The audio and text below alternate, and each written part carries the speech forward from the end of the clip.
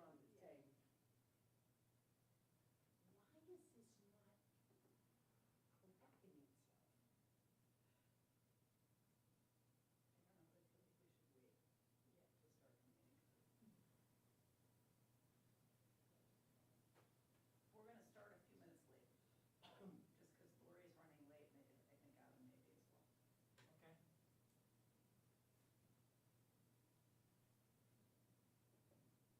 We shouldn't light up We're right getting before more. it's the road. I feel like Now, too much light? I'm okay. wasn't For it? you? I feel like it was Sybil Shepherd on Moonlighting. Do you ever watch Moonlighting? I love that Many show. years ago. I think she required in her contract that certain like dim diffuse lighting was. That's not in your Oh, contract. come on. I need that diffuse lighting. Yes, it's not so sharp on Right. wrinkles. Exactly. Okay. Yeah, I'll throw it. Do you think these mics are on or not? Are these mics, they're not live? No. But I can hear it. Until we say something controversial in the entire town. Michelle Hyden's daughter is from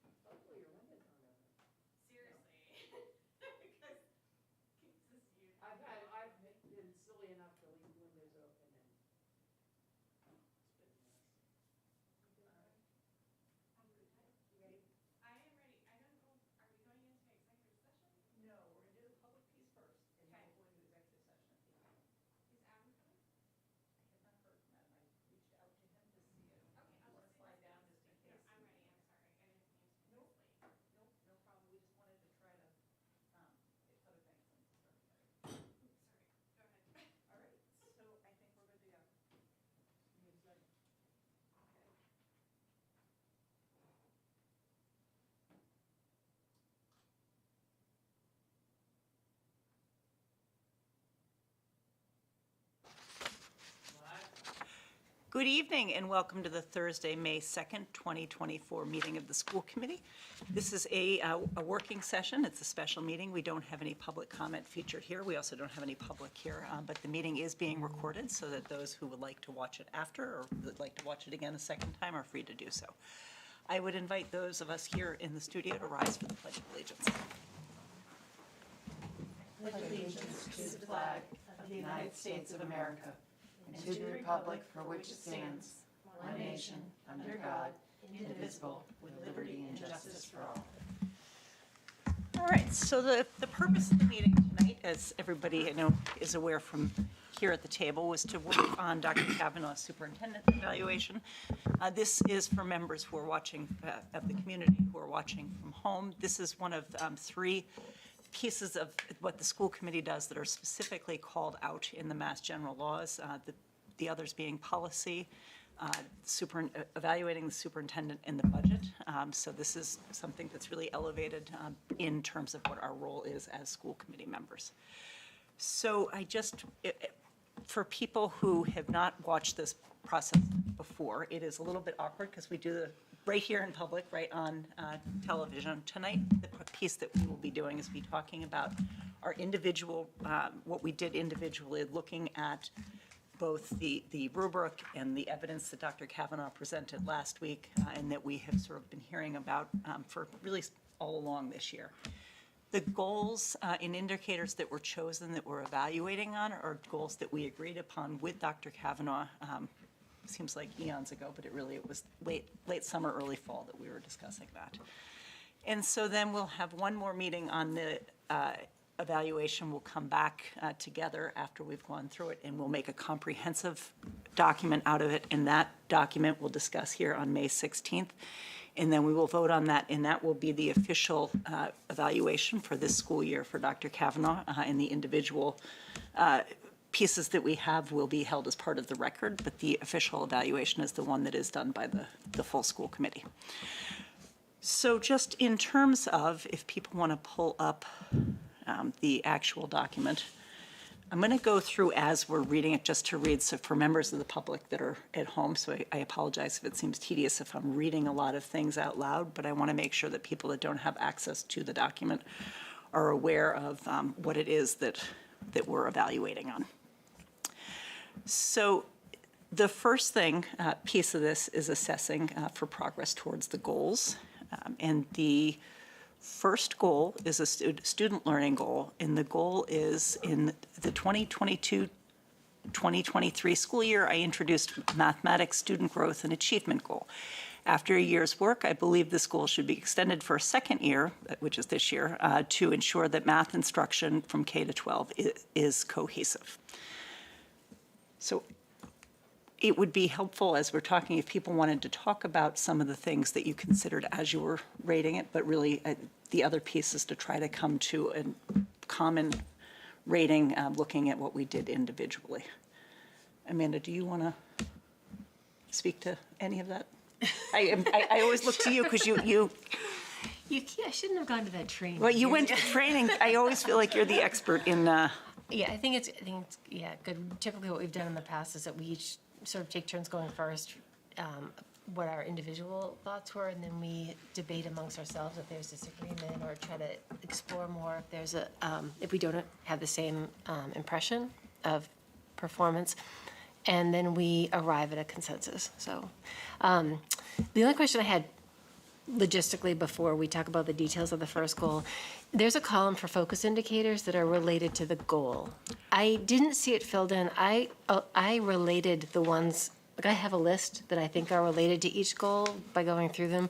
But Dr. Kavanaugh, I didn't know if you had already done that mapping or if tied the indicators to the goal. If you hadn't, then we could just go back and look at the original document because I think maybe that is something that we do in there. Okay. So Yes. Yep. So those are done. I can share that document with you. so which ones did you have for this goal number one? 1A, curriculum. Yeah. 1B, instruction. Yeah. 1C, assessment. Okay. Let's see. Okay. So in Do we just in start? terms, yeah, well, just in terms of the document, if you scroll down a little bit, you'll see 1A, B, and C below where the actual goals are. Do you want to start with the?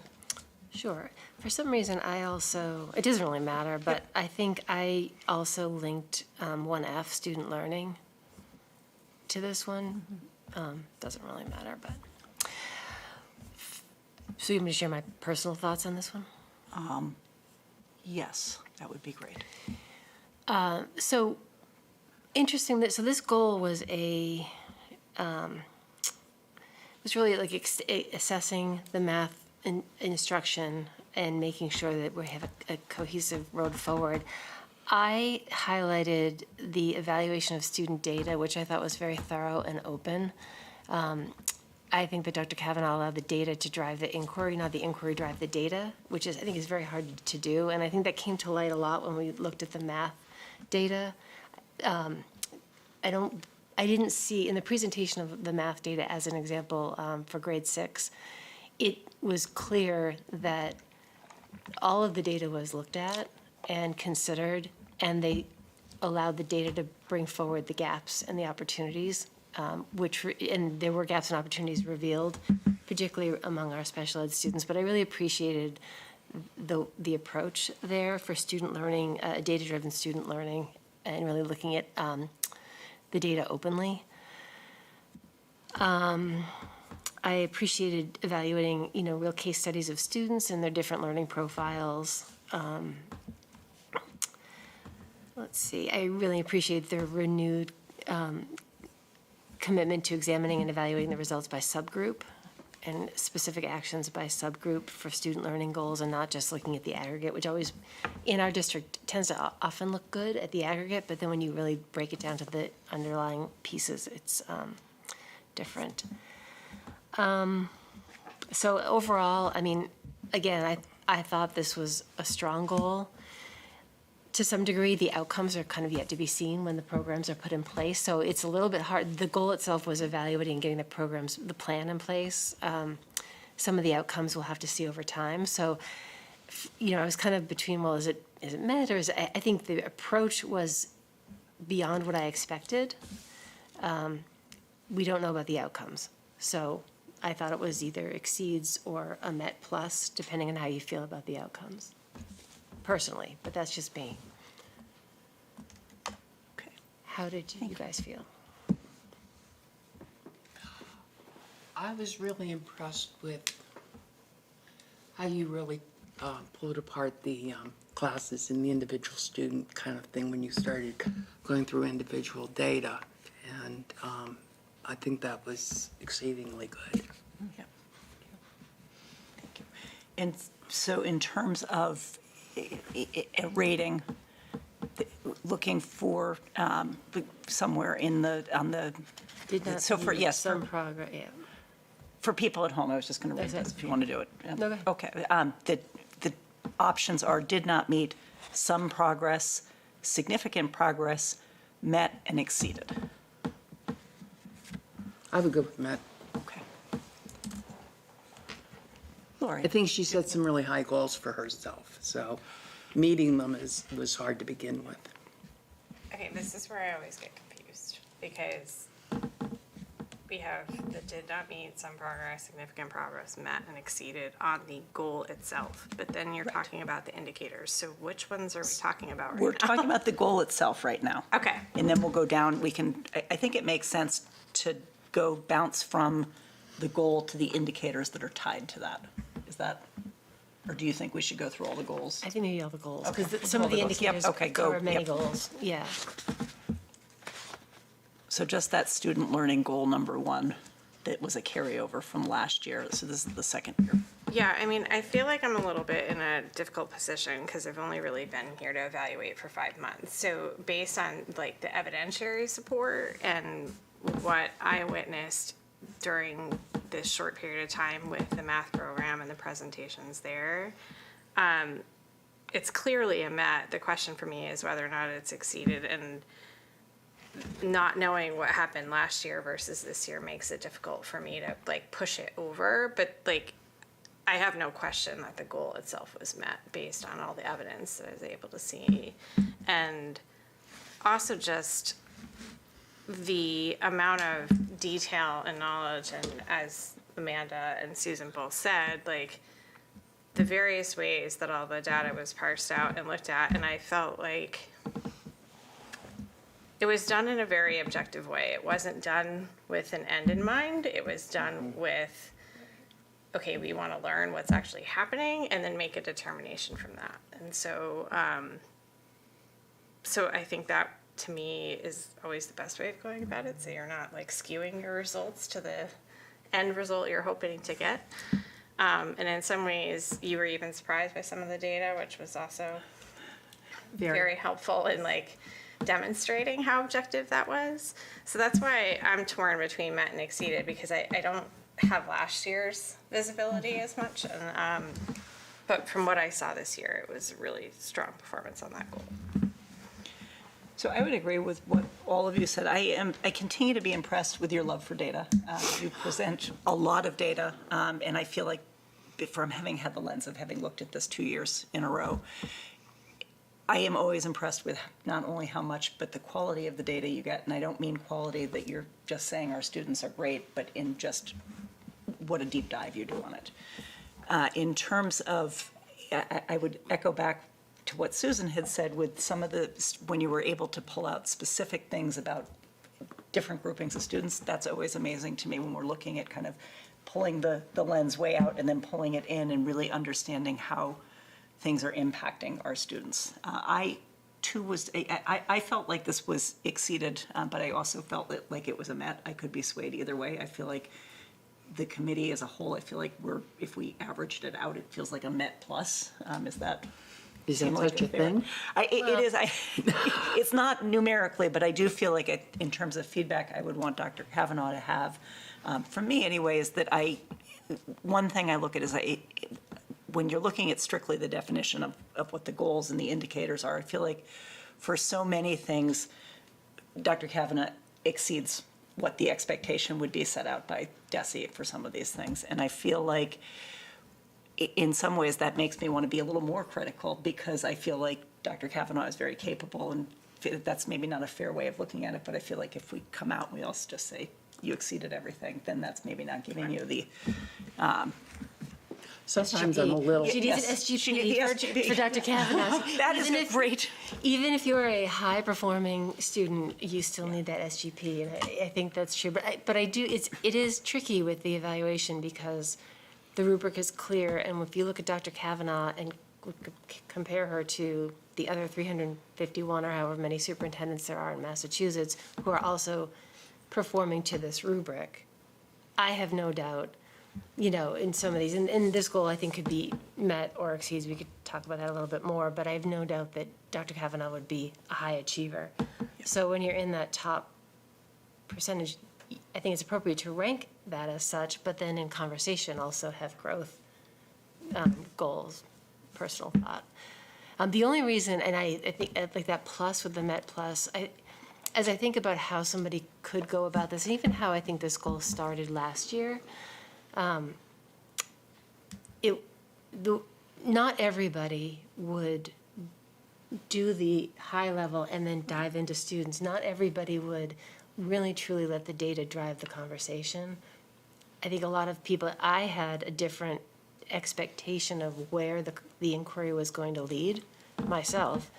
I don't know if Dr. Cavan did or not, but I think clearly there were surprises, and those surprises are driving the next steps. So I think being able to pivot maybe abandon your own preconceived idea to go where the data is taking you, or pivot, is important. But overall, I'm comfortable. I mean, for someone who has 7 goals, it would be astonishing to meet them all, let alone exceed on them, so I'm happy with either way. That's another thing I feel like is important to highlight, is that the 7 goals is really an exception to, that this is not how most superintendents are doing it. That's a lot of goals to focus on. Yeah, I feel like in other years we've done maybe 5. Is that about 5? So I want to ask a question about that when you were saying that it's in comparison to other superintendents. Like, Is that the measurement? For the indicators, I think, because there are norms defined for Yeah, each level. For that's the what- goals, it's more like, did you do what it says or not? I think that's, Got it. that was more of a general comment, and, you know, with the indicators in mind. And the number of goals was actually responsive to some questions, some specific things that the school committee had been looking for back in the summer, that you added on rather than swapping things out because of, you know, the value you put on some of these things. I know some of them, as you have said in the past, even if they're not continued as goals, they're things that you personally focus on. Yes. You have a- Like the math for me this year was a non-negotiable. Like, Yeah, right, That was right. a big Whereas, pursuit. Yeah. And in some ways, even though it was a big pursuit of yours, it probably, given how much evidence you then have to bring forward to us, the easy way to do it would have been to swap one goal out for that. But that was, I applaud that, putting the bar high and opening it up for having to provide the evidence and to looking for feedback Yes. from it. And that resulted in change, and it's always nice to be able to keep communicating change to the community, and this is like means to do that. So do you want to put this as a Met Plus and move on? I and- think Met Plus and move on. Typically, we circle back at the end and make sure that after we've covered the indicators and everything else, and make sure we're where we want to be. So the second one, the student learning goal, goal number 2, is because the 2023 MCAS data has not yet been released, and that was at the time of the writing of the goals, and because I wish to disaggregate data by subgroup to assess gains on this goal from 2022 to 2023, this year I will maintain this student achievement goal focused on writing curriculum, instruction, and assessment notably at the secondary levels. So that has some similarities to the first goal, notably in that it is a goal that you wanted to continue on with. So that was where that was. Is there somebody who would like to jump in on, share your thoughts on this goal? I can jump in. I can say, I think I felt very similar on this goal to the way I did on the first one. I felt that this is something that you exceeded what my personal expectations were in terms of the discussions that we had had. And just with your ability to look at the data and to, not everybody has, the ability to kind of look at the data and to make meaning of it in the same way that you do, to do that kind of Google Earth kind of level data and then to zoom it in on and to like a telephoto zoom angle on it. And I think that is something that you've done on in a number of different ways on this goal this year. There's, again, you provided a lot of evidence for this. That was my feeling. And this one, I mean, I even struggle even more commenting on this one. We're getting out of the 2-year goals momentarily. Yeah, I mean, here's, based on all the evidentiary support you provided, it was clear to me that a lot had been done towards this goal. And so I wasn't here when the MCAS results came out, or have they come out yet for that year? Like, Yeah. we haven't talked about them though, right? Like, it's. You weren't here. You weren't here, it was when we before you were on the committee. Okay. So I'm assuming that that's demonstrated growth and that's where we are. And so from my perspective, based on the evidence I saw, then it would be a Met for me, but I'd have to depend on my other committee members to sway me on whether or not it's exceeded or not, because I just don't have enough information. Fair. Susan, do you have any thoughts on where this goal fell? Certainly it was met.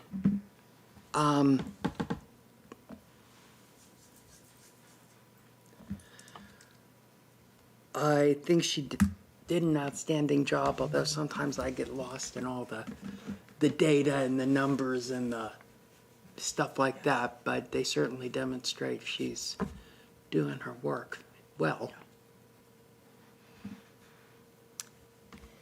I thought this was another strong goal for Dr. Kavanaugh, so I had exceeded for many of the reasons you said, Nancy. I think I really enjoyed looking at some of the data from the middle school and high school meetings and really seeing the improvement in ELA that can be linked to, I think the only thing that's, maybe been changing in the curriculum, which has been this type of approach to disciplinary writing and in writing in the service of reading, I think is what it is. So just looking through the evidence, I, was impressed with the approach, the way that everybody was sort of brought on board, and this has really become a core element to our curriculum, and we also can see results. So this, for me, is a proven winner. So I was really happy with this. And going forward, I know that you've already read it, but we have a group, K to 12, no, really Elmwood to 12, coming together to start really drilling down in instructional practices for subgroups. So it'll be interesting to see how that plays out too. I think, there's so much that we looked at, but was it grade 7 that showed a huge improvement in their ELA? Yes, grade I was, 7. Middle school for any student is always, it's an interesting age, and academics can be challenging, and to see them grow like that in ELA, I was impressed. They have adopted more curriculum changes than any grade level, and you see it in the scores. It shows, it was really nice to see. So I like exceeds for this one because, we also have outcomes. We've seen all the work, and it's been, as with many things that happen, there's a vision that Dr. Kavanaugh has and a commitment to delivery and staying the course and bringing everybody on board, and the results are starting to come in. So I feel strongly that this is good, at least a strong net or an exceeds if people are comfortable, but we need to have consensus. When this is, and this may be too down in the weeds, so feel free to redirect on this, but when you were setting the goals, I see how the goal is written, but was there like a percentage increase you wanted to see, or was it just an increase? I guess that's where my brain kind of goes from a data perspective on met versus exceeded, So when we started this project, one of the things that in 2009, there was a report that was done called Writing Next. And one of the things they say is that if you have self-regulated strategy development kinds of writing, it has an amazing effect size. And so we had adopted that K to 8 several years ago, like maybe 7 years ago. And I think what happens with that is it plateaus after a while because kids get that skill, but then they stop. What they're missing is some of those discrete skills, like how do I vary my sentence style? How do I add my voice to this piece? And so a lot of that can be done through the writing process, even in the content areas, through disciplinary literacy. And the MCAS was a logical way to measure that because we don't really have a lot of, other than portfolio, ways to assess kids' writing. So one of the things that we know is that when kids have to write about what they read, they gain reading skills. When they have to read about something and then write, they gain writing skills. So I thought that the MCAS would be a good way to look at that, and hopefully we would be moving kids who were proficient to advanced, and I thought that might be the thing. Well, I thought everybody would start to move, but I think what we've seen is that, and again, this is when we start looking at that subgroup data, if we look at our kids who on STAR, they would be yellow, but they are kids who are partially meeting expectations. Many of those kids have a diagnosed disability and are kids who are on IEPs. And I really want to start thinking about what that looks like in those kinds of classrooms where kids may not be moving with those discrete skills as quickly as they can, because I think that they're very teachable. In having conversations with Sarah Elam, who is the SML at the high school, and Julie Mattson, who is the director of ELA at the middle school, we have all looked at those subgroups, and it's really like a serious goal for us next year, to start pushing that in places where we want to make sure every kid is getting it, not just kids who are it's easy access for them. So does that kind of resemble and I'm forgetting whether or not if this was in talking about the program at Hopkins versus the middle school, but when we had the presentation during one of your reports about the regrouping, you know, and I know that, I think it was really more focused on math, but like, is that the mindset, is like, how do we get at those students and push them up along with the other students that are gonna move Yes. up? And so what I'm hearing is that we did see improvement, but we weren't looking for a specific number of improvement, but now we're looking at it from the perspective of where the biggest struggle is and how to move them further up. Yes, that's Okay. right, yeah. I mean, we saw good improvement in places, but there's still a subgroup that we want to. Move up more. But that came out of that data. Yep. So when I had said we didn't have that MCAS data when we made the goal, now we do. Yeah. Yeah. I think you make a good point, though, around the goals. We didn't, as I was going through them too, I was feeling like a lot of the goals, first, for our superintendent anyway, start with assessment and evaluation and make a plan. So we didn't have the SMART metrics that we probably should have, or maybe might have. In some cases, I don't know that we knew enough or to set the metric, but as I was going through, I was thinking, how could we have articulated this in a way that's more measurable? Because I think you raise a good point, that some of the goals, it was hard, like, oh, why didn't we have something more concrete? Well, the fact is, writing and language, measurable is in the eye of the beholder in so many ways. Yeah, I mean, I would struggle with coming up with SMART goals in this regard too, because you're not encouraging to hit a number, because like, what if you exceeded it? You know, I think the difficult thing for me in the way that this evaluation happens is what separates met versus exceeds on some of these things. I mean, I think you exceed at many things. So it's like, how do we do it fairly where we're not putting exceeds across the board, but like, yet at the same time, like where it's deservedly so, like what was our measurement for putting it there? And that was really where I was getting at, because I also would hate it to be like, oh, well, we're only aiming for a 5% increase. So as soon as I get that, I'm good, So, I mean, that's not your mindset. I don't think, she's too obsessed.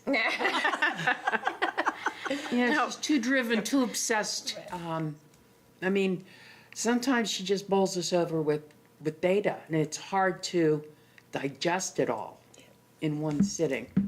And another thing in terms of metrics, and this is not a Hopkinton problem, it's a statewide problem, is that so many school districts are looking at data in the aggregate. So they set metrics and say 80% of our kids should be at benchmark. And in reality, I think you need to break it down and go into those classrooms and see what's happening, because what's happening with that other 20%? yes, that's right. And a lot of these kids would be in that 80% regardless. And it's the 20% that need the most work, the most help. And sometimes you say, so they're not at benchmark, but what does their growth look like? Because that's an important score. I actually like that question, that almost more importantly than just whether or not a child's at benchmark, because I think if we say everybody's at benchmark, I think that's not. We're kidding ourselves. We're kidding ourselves, right. And so kind of diving deeper to understand that better and to how to help those kids get that growth. So I think let's mark this as Pause like that. between met and exceeds. And when we come back and kind of look, did we end up with met on the right ones, needs progress or succeeds, and kind of see in the aggregate afterward, might be good. See what the balance is. So student learning goal, goal number 3 is this year's third student achievement goal is focused on the co-teaching models as they apply to Hopkinton Middle School. Ultimately, special education students' growth and achievement scores, as well as the Athena report, were drivers for this goal. Somebody that would like to jump in with thoughts on goal number 3? So I can jump in, even though I still feel like I'm always at a disadvantage in this particular situation. But what really struck me with this one was, even for the short time I've been on the committee, is seeing how the numbers of special ed students across the district have been lowering when you're getting to the upper grades. And so from my perspective, like the interventions that we're putting in at the younger grades, on top of what we have in place at the middle school, are clearly having an impact to help lower those numbers as you move into the secondary school. So I was using sort of that evidentiary support in addition to what you had to kind of like put my head around whether or not that was met or exceeded. But I think that's a different trajectory than we've been in the past from my experience. And so that just was a really important data point to me. So where do you fall in terms Oh, of? sorry. That's okay.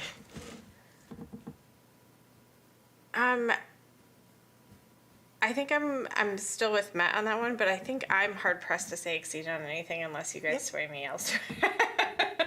Because I just don't feel like I've been in it enough to say that, so. I also had met on this one. I mean, it's strong met. There was a question when I looked at it. I think that, bringing in Athena in the first place, which was not part of this goal, was, I think, an important step that the district took to kind of self-reflect on how we're doing. But, I really appreciated the work that is happening to boost our co-teaching strategies and our co-teaching capabilities in the district and make that even more effective as a strategy for delivering academics to this group. I think you delivered on everything you said in this goal. To me, it was a met, and I think, like I said, a strong met, but for this one, I didn't have a particular reason to say exceeds, but I thought it was really strong. I agree. Okay.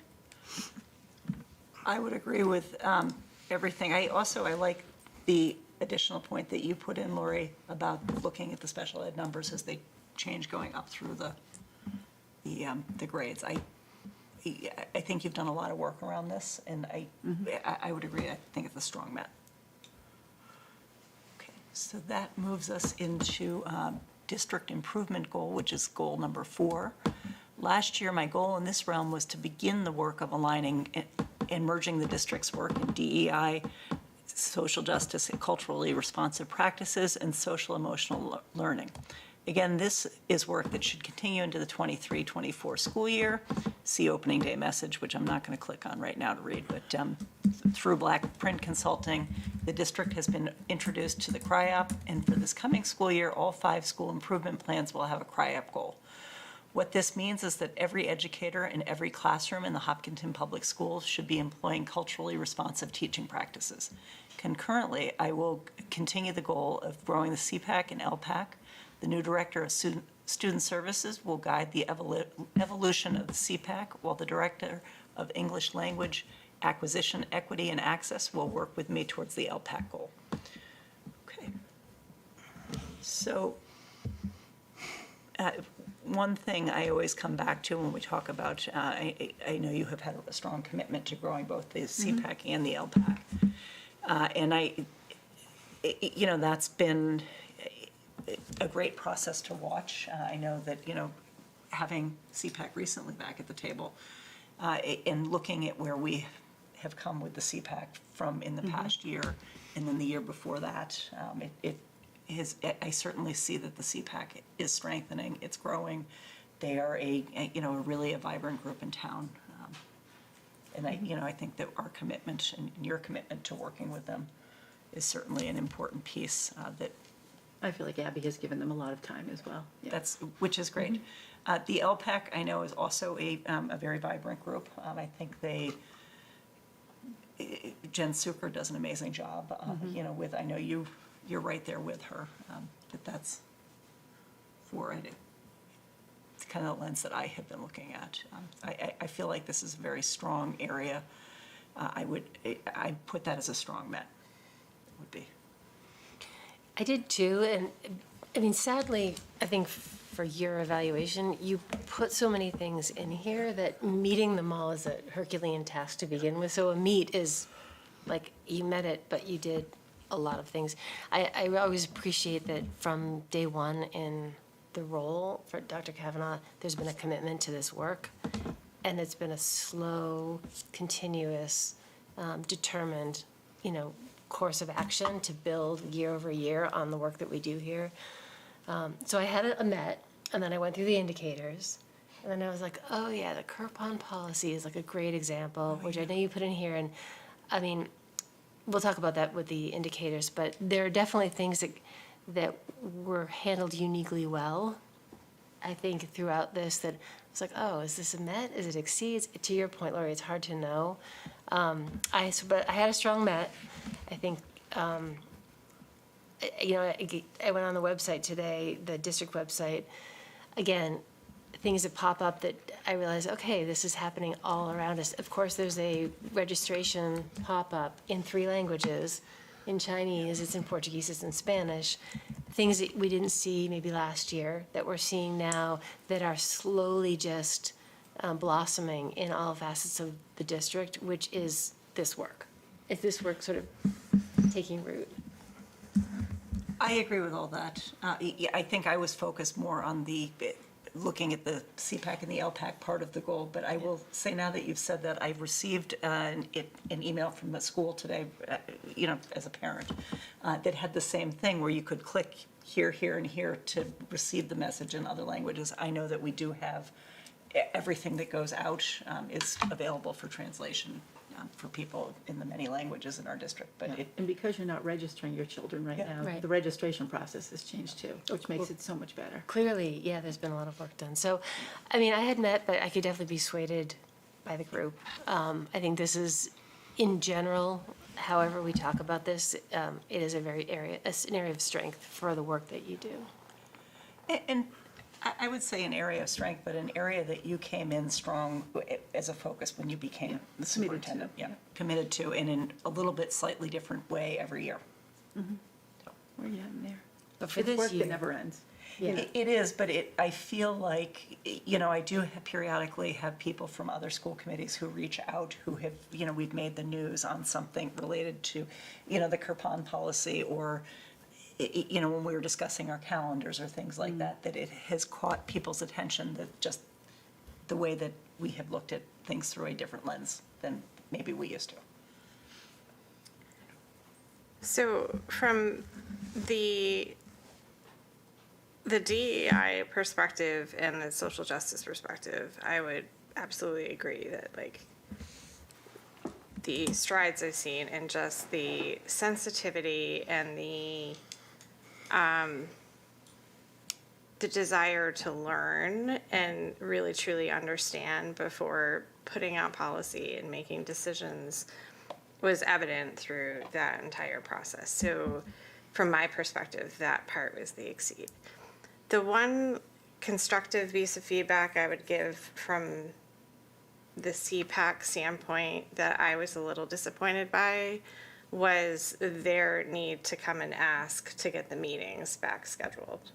I felt like that was incumbent upon both the committee and the administration to be the ones seeking their involvement and, like, making sure that those meetings were scheduled.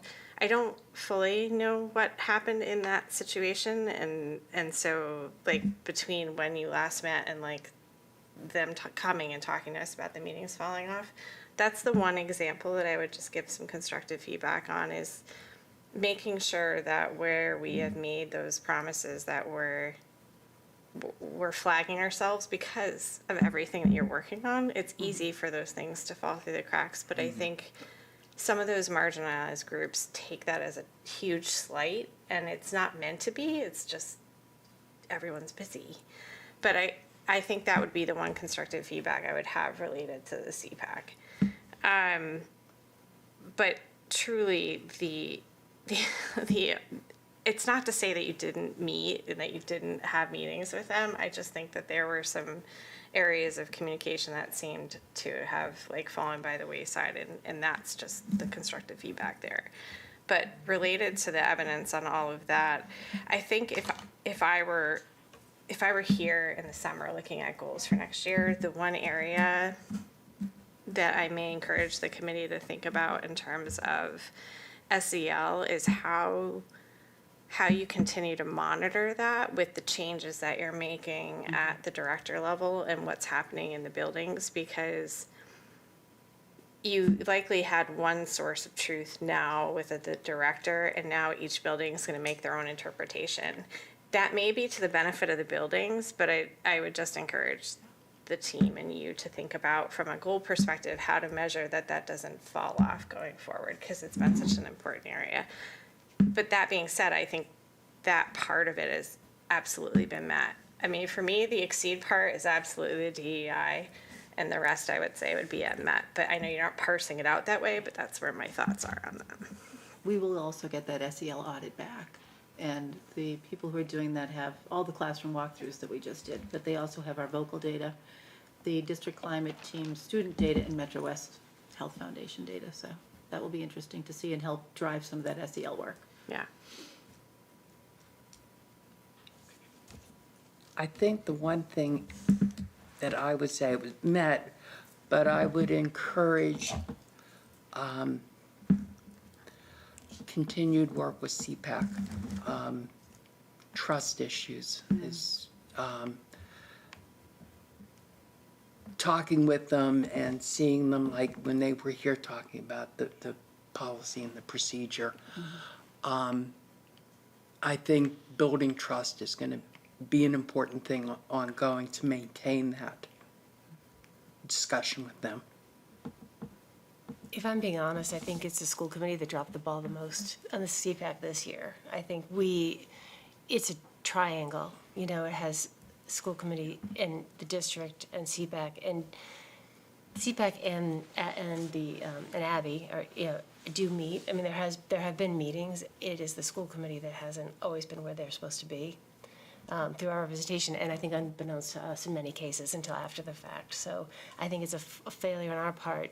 Based on the meeting that we had, I thought, honestly, we should have been able to schedule some of those things. It's shared, at least, I think. I appreciate that, because I don't have the full visibility into what was agreed upon. It was just the way that it came across from them, and so. Disagree, I'm not, maybe I don't disagree. I do feel like that was, I think, two things lined up to not,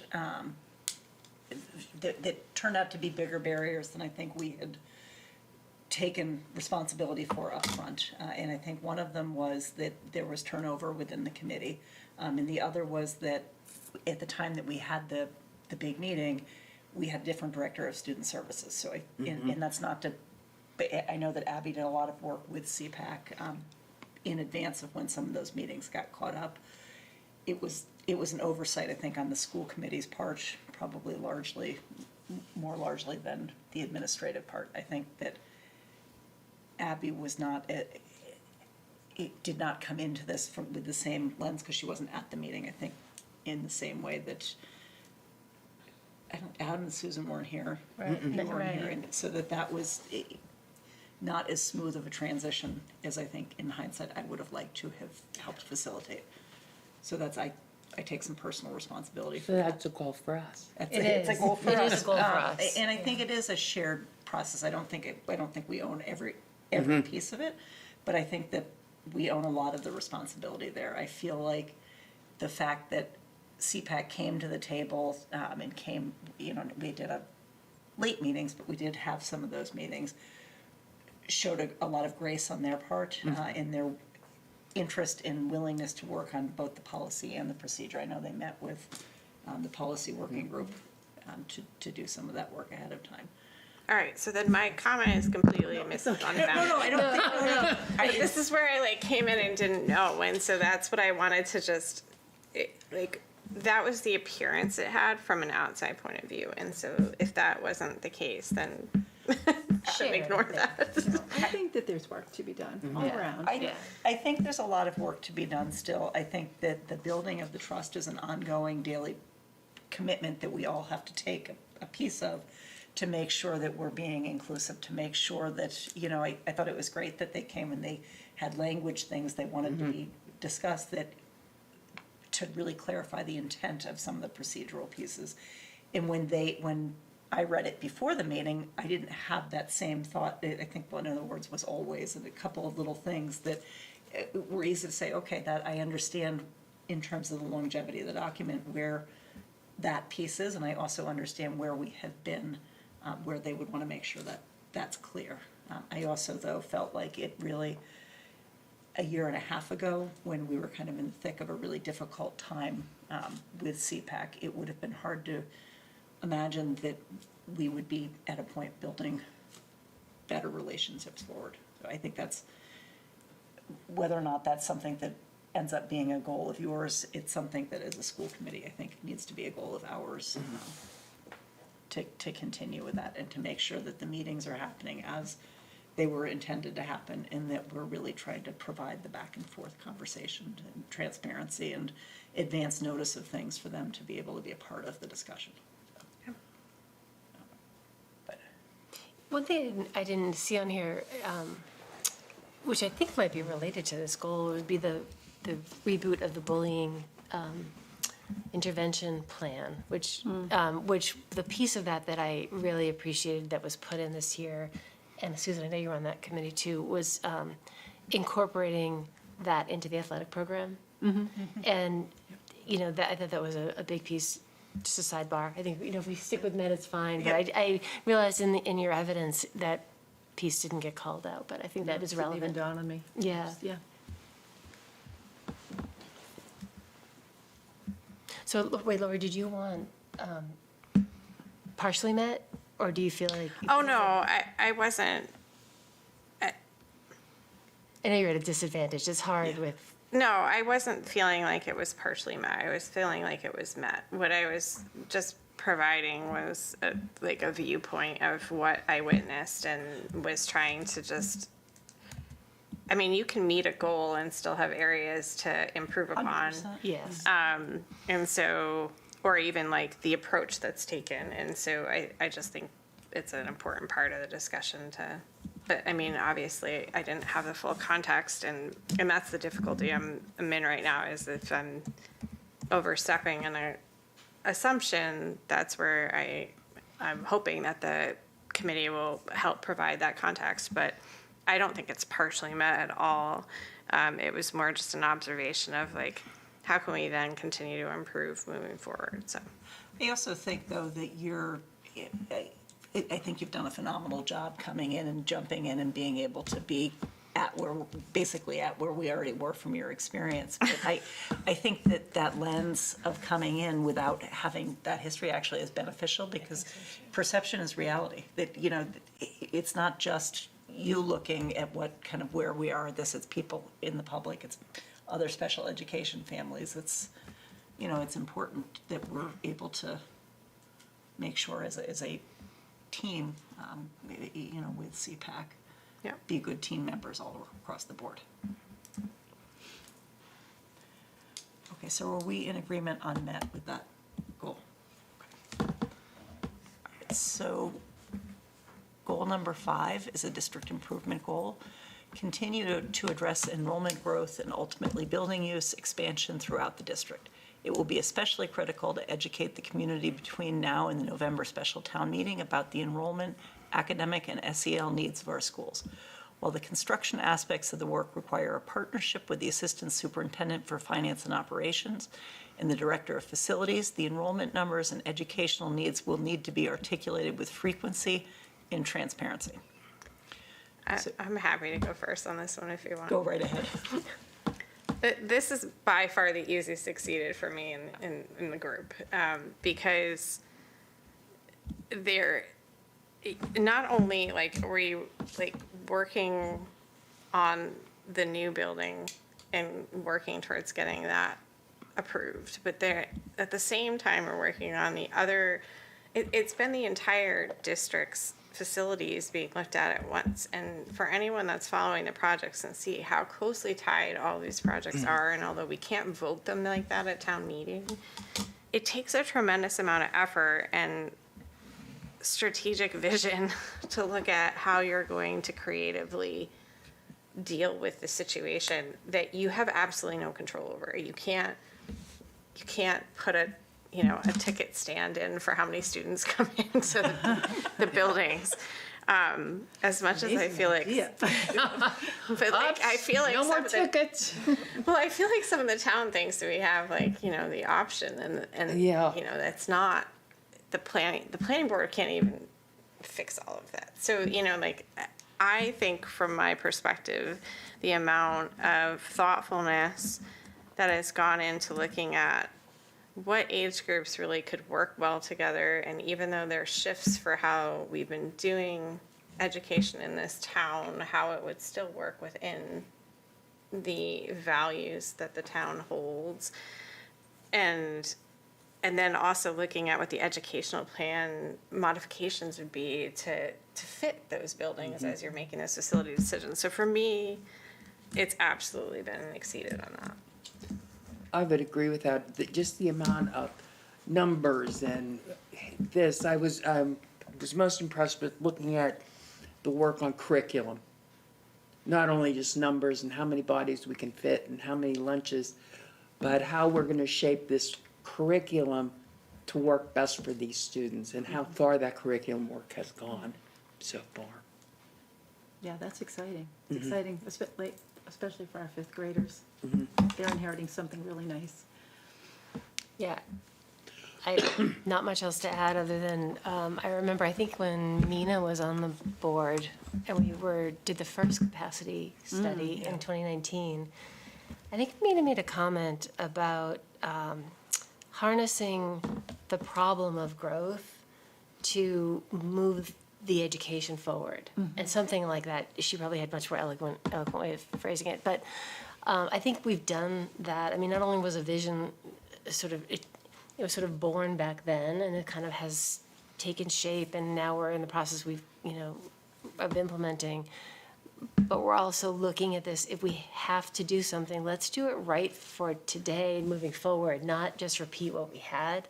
Let's give our kids the facilities they need for science, for hands-on learning, for robotics, for makerspace, like all that kind of learning that is important to students now and going forward.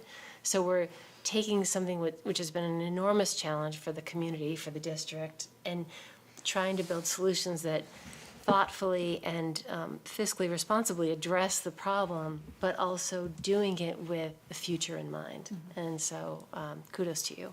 That's great. Thank you. I agree with everything that my colleagues have said. The one piece that jumps out at me in this goal is the end of it. The enrollment numbers and educational needs will need to be articulated with frequency and transparency. I don't know how you possibly could have communicated that more frequently or transparently. In all honesty, I feel like that is a real area of strength of yours, your ability to present to many different groups, large groups, small groups. I know that you did a piece on HCAM before we came in today that I am looking forward to seeing at some point on HCAM. But you do very well being able to articulate when you present like that. And you and Susan taking it, around into different places. And I know when we were looking at this, we were looking at special town meeting in November, which I think went exceedingly well. People, obviously had questions, but I know there were people that came out away from that process that really felt like they understood after having heard you speak. And we jumped really without stopping in through this Hopkins process, which is obviously we don't have the benefit of having the vote already having happened as we're discussing this. But I would say that similarly, you've articulated clearly, frequently, and really with the educational needs of the students in mind, and really outlined also kind of some of the potential problems that we have. Actually, they're not just potential, they are problems we would have if we don't move forward with that building. So I would also say that was a clear exceeds for me. I don't know how you could have done more to. Well, I think the whole team too did really nice work with the price tags on these. Yes, yes. We keep talking about value engineering in our groups. Yeah. and, Yeah. We're deliberating over, this brick versus that brick. Right, and I know, even though we voted the Charles would, it still takes, I have to hesitate before I say it, back Did we decide if that's one word or two? one. One. We voted that back in November. I know that the impact to taxpayers has come down even since then. So that's, I think, great news that we didn't even know about at the time. It reminds me in a weird kind of way about during the pandemic when we were talking about our ventilation and about the need to have the ventilation open at like 100% Yes. circulation. This has been like 1,000% going forward. And the amount of energy, late meetings and whatnot that you have put into this is impressive. Well, we keep thinking if this passes on Monday night, Mrs. Rodmick and I don't know what we'll do with our evenings. Well, that's just it. I mean, you have a full-time day job, and we add these building projects and all these meetings and all the time with appropriations and doing HCAM videos and going to E ESBC2 meetings. That's all on top of delivering the education to the students and monitoring that. It's impressive. Herculean. Okay, that moves us then into district improvement goal number 6, which this year I will begin a shared vision goal, which emerges from an indicator that I had chosen last year.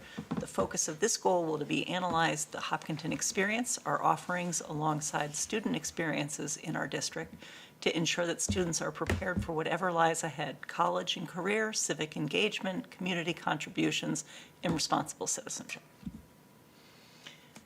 So I have thoughts on this one. I knew you would.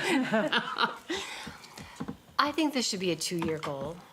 I felt, here's the thing, I feel like this is a big piece of work. And we were talking about this when Dr. Kavanaugh was presenting her evidence last meeting about,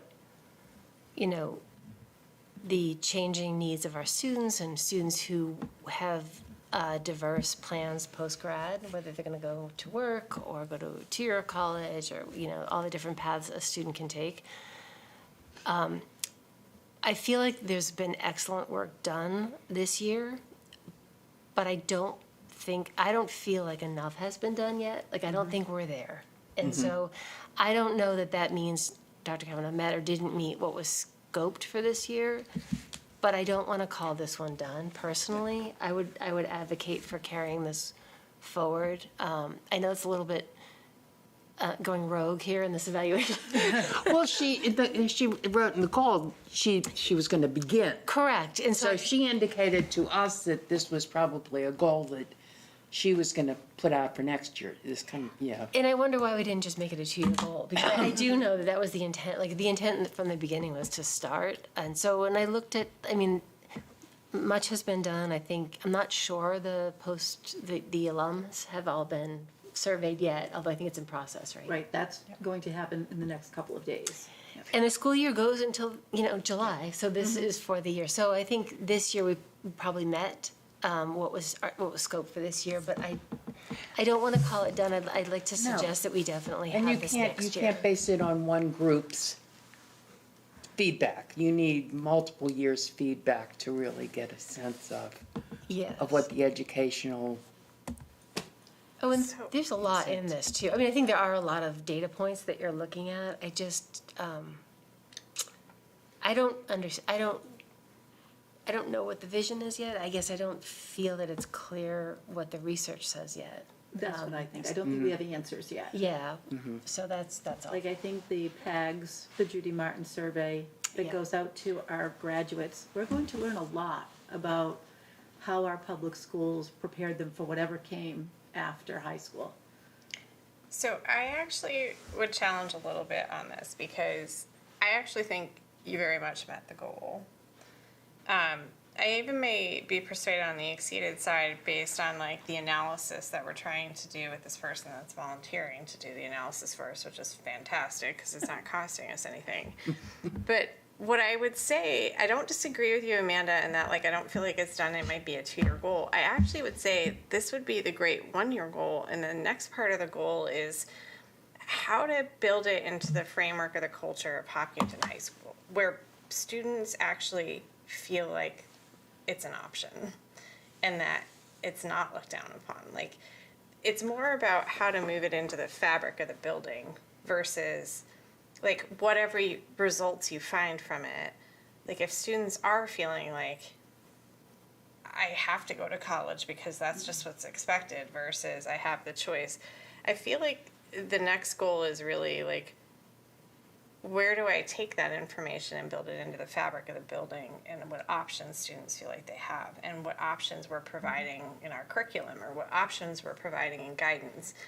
I feel like the next part of the goal is actually to take and use the information for some other purpose. And I'm not articulating it well quite yet, but what I'm thinking about is like, this was the part to see where we're at. And I think you're gonna have that information by the end of the year. But then what do you do with that is the next part of it. Yeah. Yeah, and I can agree with that, this is met as scoped, and I think, yeah, I guess I just want to make sure we see it next year. Because for me, is, you know, it is a question, like, is it a matter of giving students more training in directions that they want to go, options to learn about things specific to where they want to go, or is it a matter of making the purpose of learning, whether it's history or science, not to get the A to get on your report card to go to college, but to actually learn because you'll be a smarter citizen no matter what you're doing. And I think how we interpret it and what we do with it is a big question for me. Like, do we do things that are more track-oriented or provide those options, or do we change the way we present the critical foundational knowledge that you need to be a citizen who can read about climate change and understand the core basics of the science, and read about, like, the things that hit you in life. Go to the opera and, you know, you're an electrician by day and you're an opera aficionado by night, and those things are not incongruous. So to me, I don't know where it's going. I do think we will have met the inquiry that was scoped in the goal. So that's all. Yeah, I think that curriculum equity audit too, it will shed light on some of this. Yeah, so I agree with you that there's an awful lot of information and data that we've harnessed now, but the question is, how will that effect change? And the kind of change that we're talking about, you know, takes years and years and years to, you know. So would you say met or exceeds? Where were you? I was pretty close to exceeds on that one. I could probably be in a Met Plus. I think the goal itself was to do the analysis, and so I absolutely feel like we've attacked the analysis part in every way, shape, or form. And then, you know, like that part, if I'm looking at it just from like the letter of the goal, that's where I feel like it was done exceptionally well. Especially with reaching out to to past students, and that's where I felt. Where were you, Nancy? So I was torn on this one. I actually checked off both boxes, so you could read that as a Met Plus or an exceeded minus, depending on your lens on that. I feel like the piece about carrying forward the next part of the work is important. I think the piece that impressed me was the diving into how you were getting data, the interviewing of the students who did not choose a college track, and the pursuit of really getting in there and understanding it. I know we don't have all of the data right now in that, but to me, the piece that was impressive was the ways that you were pursuing the data. That was I could be good with a Met. Did you Where were you, say? Susan? My mind was just thinking about, it would be interesting to see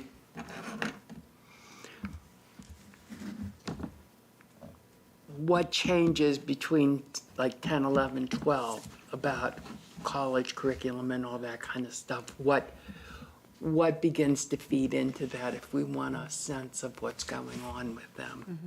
But that's just kind of where my brain was floating to. But I would definitely say Met Plus. Sounds like a commercial. It kind of does. The other piece that I appreciated, and I believe you said it last week, although sometimes the meetings start to mesh together, was that we can't be everything to all students. We can't be Keefe Tech, we can't just in terms of what we're doing, but we can offer alternatives for different tracks, so that stuck with me as well. So I feel like that is a Met Plus, is that accurate? Okay. Yes. I call it a Met. I'm just holding it Met, Okay. but for the committee to do Met Plus, I can get behind the committee's vote. Okay. Well, it actually logistically has to be sent in. Yeah, as I a- know. The Met Plus is just for our own. Yeah, makes us feel good. The final goal is Goal 7, which is the school committee has requested, I didn't skip one, did I? No, I didn't. The school committee has requested a 360-degree assessment of the district climate. I think I said this last week, but I'm not 100% sure it was last week, but this was a goal that had been tagged on to your goals in addition at the request of the school committee. It was meant to be a light goal. It was not meant to be something that was generating a lot of work on your end. The amount of work that actually was done on this was impressive to me. I think you really were looking to dig at something even more deeply than what initially had been envisioned. I felt like that was exceeded, personally. Interesting. Now that you remind me, it definitely exceeded the What way the it was original- crafted. yeah. The way it was crafted was definitely to be a light goal, and I think it definitely, Met Plus at a minimum exceeded based on the spirit of the goal as when it was crafted, for sure. I really appreciated seeing the results of, your inquiry into, the number of questions, first of all, that were asked to faculty, to students, to parents, to the community. I think seeing how many different angles you were probing on to make sure that you were asking the right questions.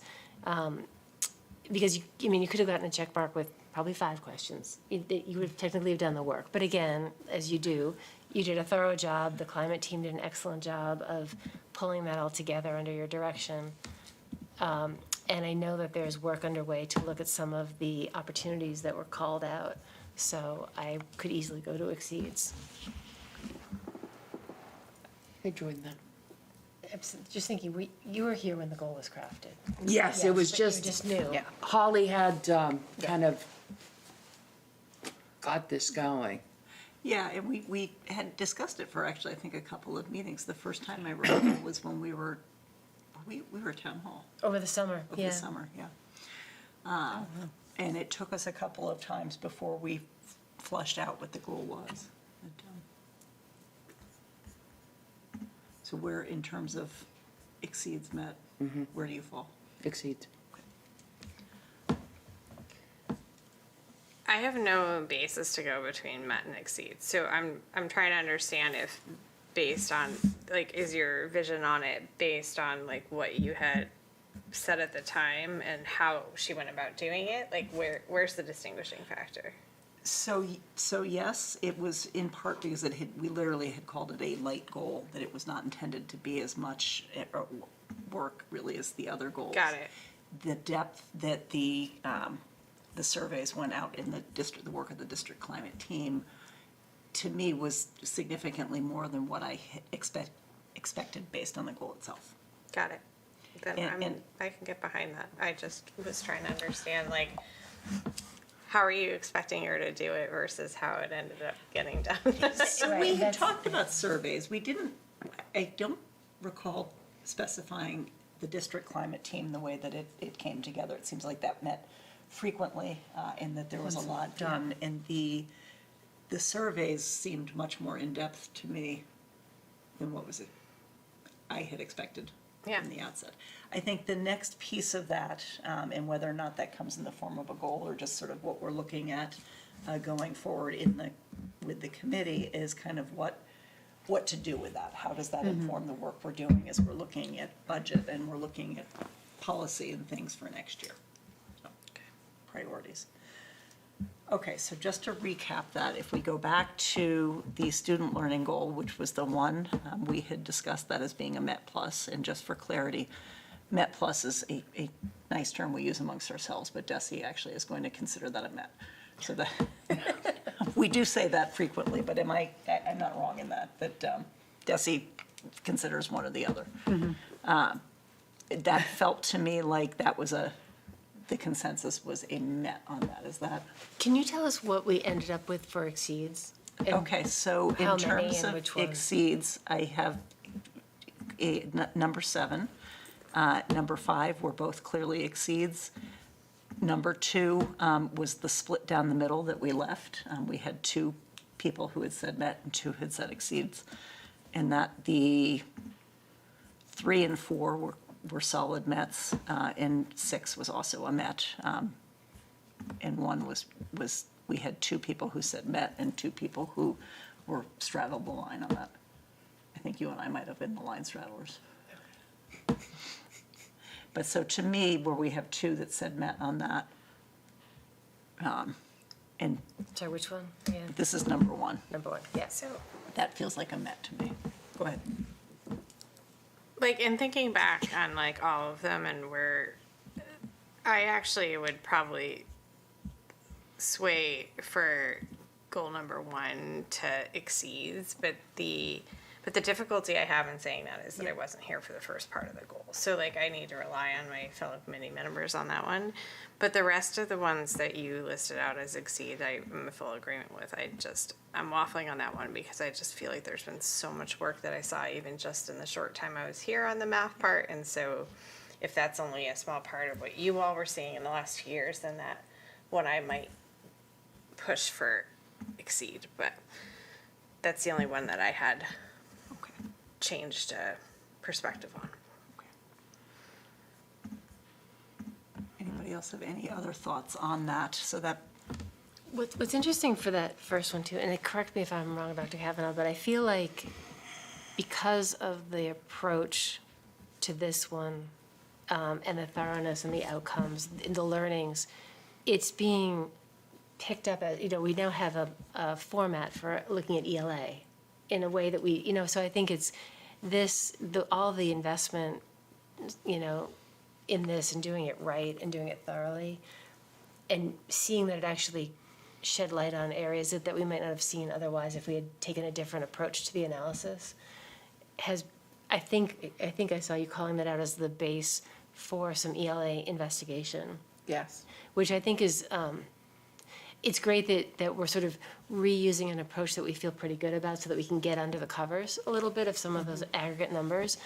So I don't know if that matters in terms of how the goal went, but I think that is an interesting and productive outcome from this as well.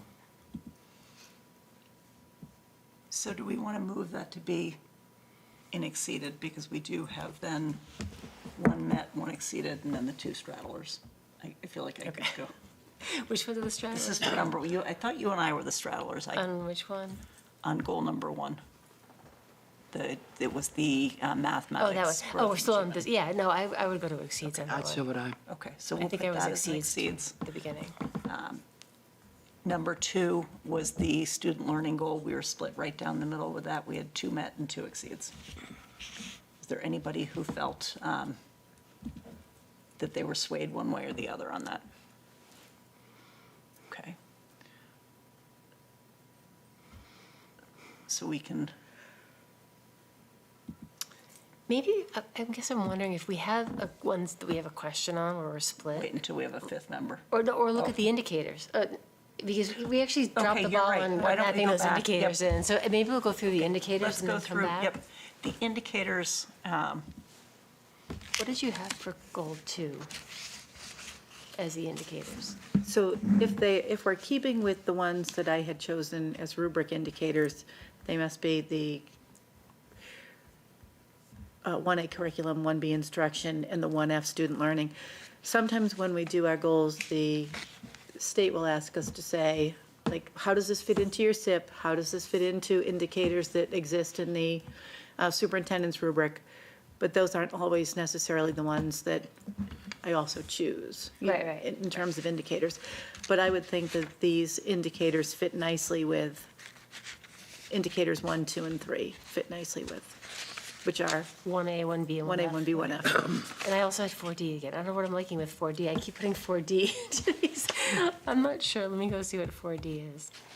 I did it for the first one, Oh, too. continuous learning. Yeah, continuous learning, because I think the staff, the teachers are continually learning new techniques and new approaches. That's why I think I put 4D in there. Okay. So let's look at, down on the indicators, let's start with 1A. Which, and this is, to me, I always feel like it's a little bit clearer just because we do have the rubric. All right, so 1A is curriculum ensures that all instructional staff design effective and rigorous standards-based units of instruction consisting of well-structured lessons with measurable outcomes. This was a focus indicator, and then there's a little blurb that Georgette very kindly put in from what you had presented to us. I'm going to read just from the rubric, just for people at home and just for us to review. A proficient rating in 1A would be monitors and assesses progress across all schools and content areas to ensure that all instructional staff implement effective and rigorous standards-based units of instruction consisting of well-structured lessons with measurable outcomes. So that would be the proficient. The exemplary is empowers administrators to ensure all instructional staff collaboratively plan, adapt as needed, and implement standards-based units comprised of well-structured lessons aligned to state standards and local curricula. Continually monitors and assesses progress and provides additional supports as needed. Models this practice for others. Anybody have thoughts they want to jump out with? I don't know if that makes it clearer or less clear to people to look at the rubric.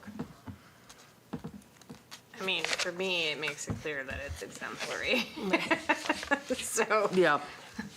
I That's what agree had with that. too. Yeah. Okay, is that, are we across the board on that?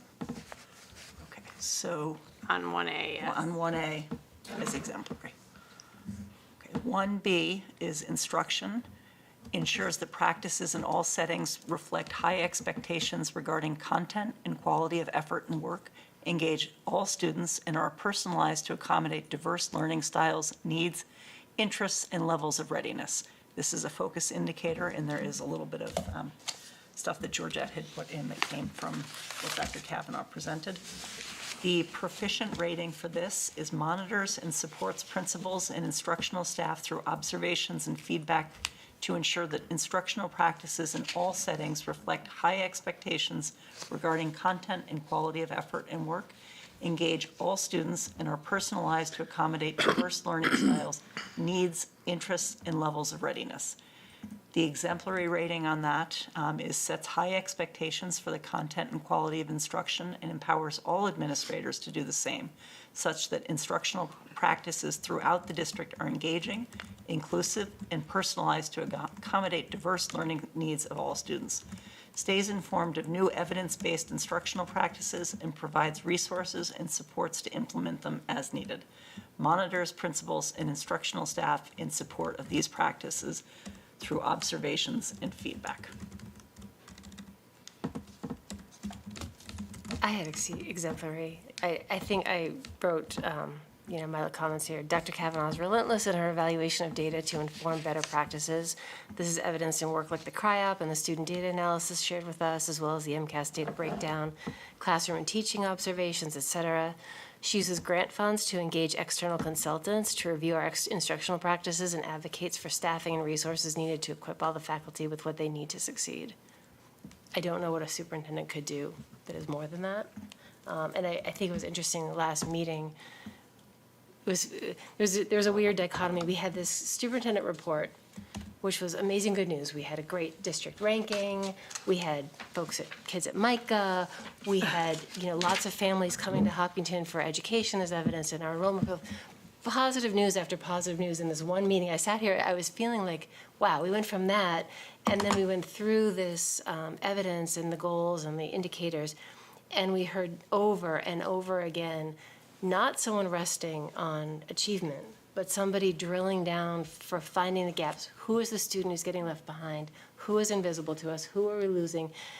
And trying to surface those opportunities to do better. And I really appreciate that. I think a lot of people would see all the goodness and all the, sort of sit comfortably with the success. And I don't ever get a sense that Dr. Kavanaugh is comfortable. I think there's always setting that high expectation constantly, with, just we've certainly missed something. What have we missed? How can we do better? How can we reorganize? What do you need?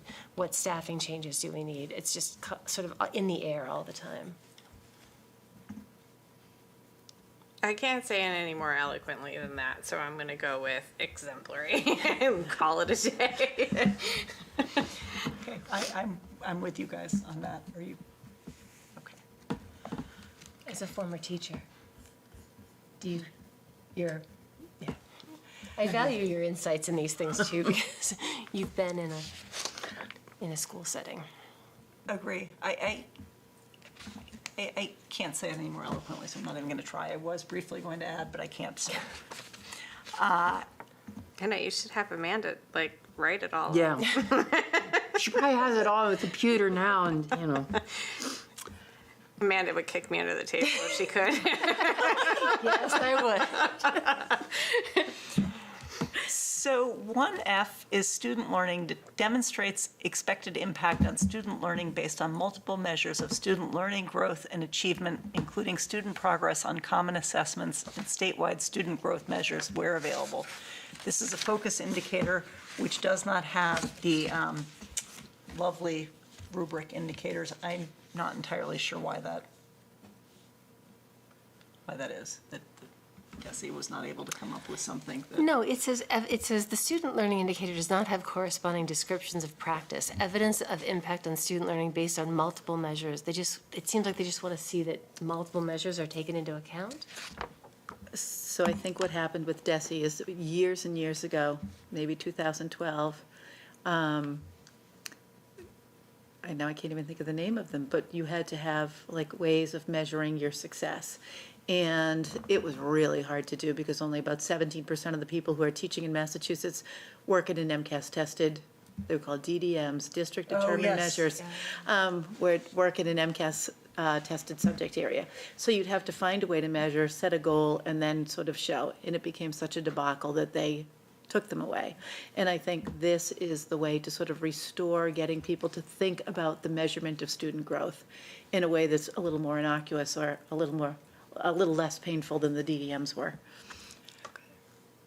So what wasn't clear to me was I was assuming that they wanted us to come up with a rating on that. But it wasn't entirely clear based on the fact that they provided no. That's right, there's no proficient or, Right, that there's no spot meeting for it. So that- expectations, exceeding. So Yes. I think we just must base it on the other two, right? Yes, that would be my assumption, is that your Yeah, assumption? Because or are you when you looking look at the for- overall rating. No, that would be fine. I mean, I think one of the reasons why I like this one, if you are looking at in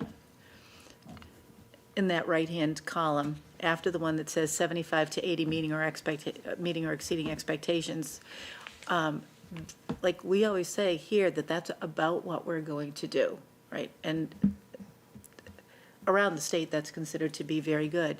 But if you click on the thing that's just below that, this breaks it down to our students with disabilities. And if it's looking green, that's a place where we know our kids with disabilities are meeting the DESE targets set for them and moving forward. And in the places where it's red, those are the places where they consider us to still be in discovery. So I think one of the sort of nice things is there's more green than red, but that red is helping us to understand just how important the work that we are doing, drilling down there, is.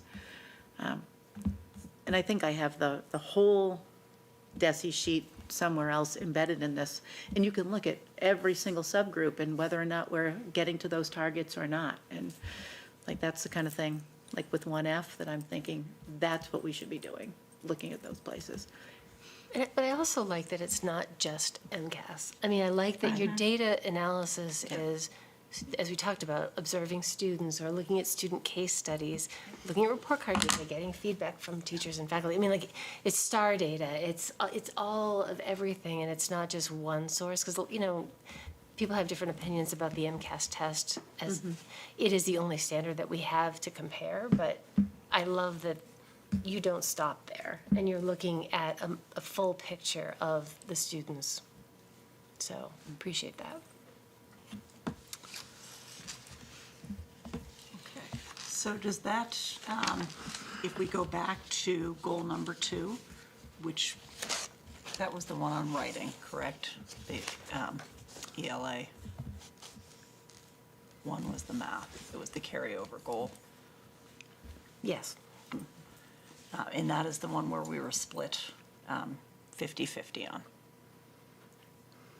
Do we want to, we can leave that for next week when Adam is here as the other way to do that, but unless somebody has a feeling that they have moved from where they were. Well, I think you have to consolidate by next week. I mean, I think we have to go with the people that are here, unfortunately. Yep. Unless Adam sends you his individual, I mean, hopefully he'll Well, send I you was his thinking, individual yeah, feedback. I was thinking if he, I'm hoping he'll send the text piece, but because we're voting on it next week, not this week. Or Correct. it's not next week, because next week's town meeting is the Right. week after. I don't know how, we've done that some years where we did the tight timeline of 1 week to the next. Yeah. 2 weeks is much nicer.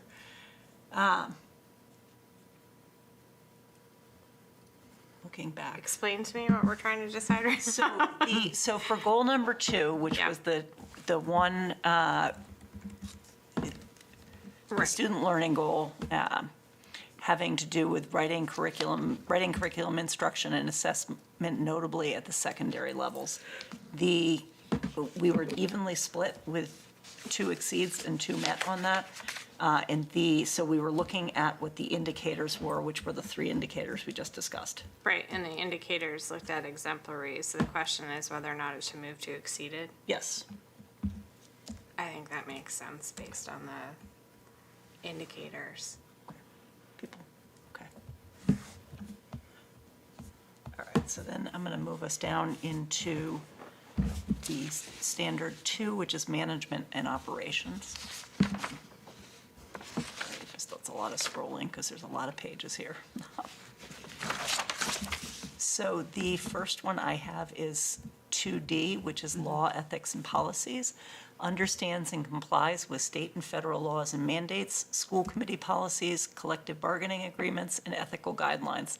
It's a focus indicator. There is a little bit of text from Georgette from what you had presented to us.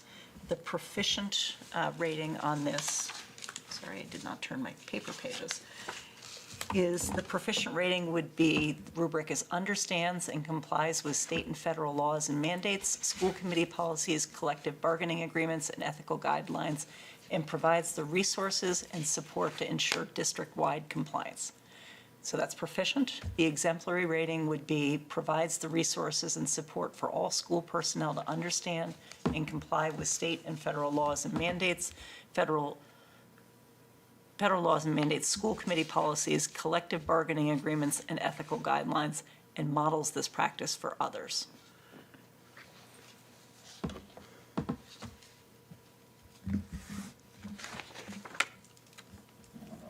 right, so that's 2D. Does anybody want to jump in with?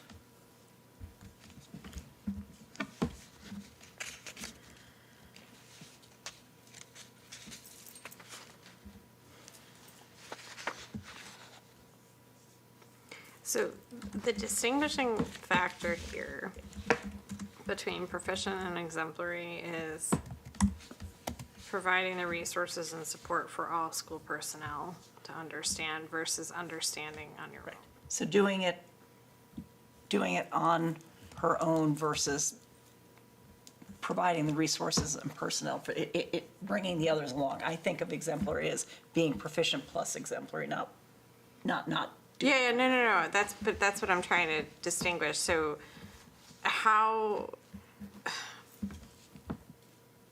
I'm trying to understand what visibility we have to the providing those resources and support to others in the district to be able to like make that leap. I have an example. Okay. Shall I read? I wrote this in green because it's, I think, I'll just read. Dr. Kavanaugh models ethical behavior and is vigilant in her implementation of school committee policies. She raises policy reviews frequently when she sees practice or new laws or emerging needs and other realities in conflict with existing policies or needing new policies. This is well evidenced by her handling of the Kirpon policy. A practice was brought to light, which was students wearing Kirpons at school. While she could have simply looked the other way or kept this at the operational or school level and handled it internally, she recognized that wearing a Kirpon was not in keeping with the school committee policy on file. She reached out to the policy committee. We began work to learn more, meet with members of the SIC community, educate the faculty. I think the SIC community came and did an educational session with the faculty in the development and delivered a revised policy that would acknowledge, respect, and address the needs of SIC students while equipping administrators with the tools they need to ensure all students feel safe in schools. And I think the procedures that we see often behind the policies that are Dr. Kavanaugh's purview are built in conjunction with the staff. So they talk about what do you need so that, you feel that you have the tools to carry this out, and that's where those procedures get formed. And we see that a lot in the policy subcommittee, where we have more direct vision probably in what you do behind the scenes. So with all the policy work that we've done, I felt it was an exemplary just because of those things. Because it wasn't just, especially like in a case like that, it wasn't, when there is something that's happening, which happens occasionally, that we're doing something in practice that actually does not go with our policy. Dr. Kavanaugh will bring that forward. We'll have a list of, you need to look at that because that's different, and let's get at it and address it. Very proactive in that regard. And the procedures that support are really helpful. I think one other thing that came up this year is the attendance issue, and I know that we had, a parent come and talk to us about the attendance letters, but to sort of respond to her was very easy because we as an administrative team had talked about attendance so many times this year and done a lot of work around, what does Mass General Law say about kids and attendance and sending letters and ensuring that we're following up with families. So that was big for us this year.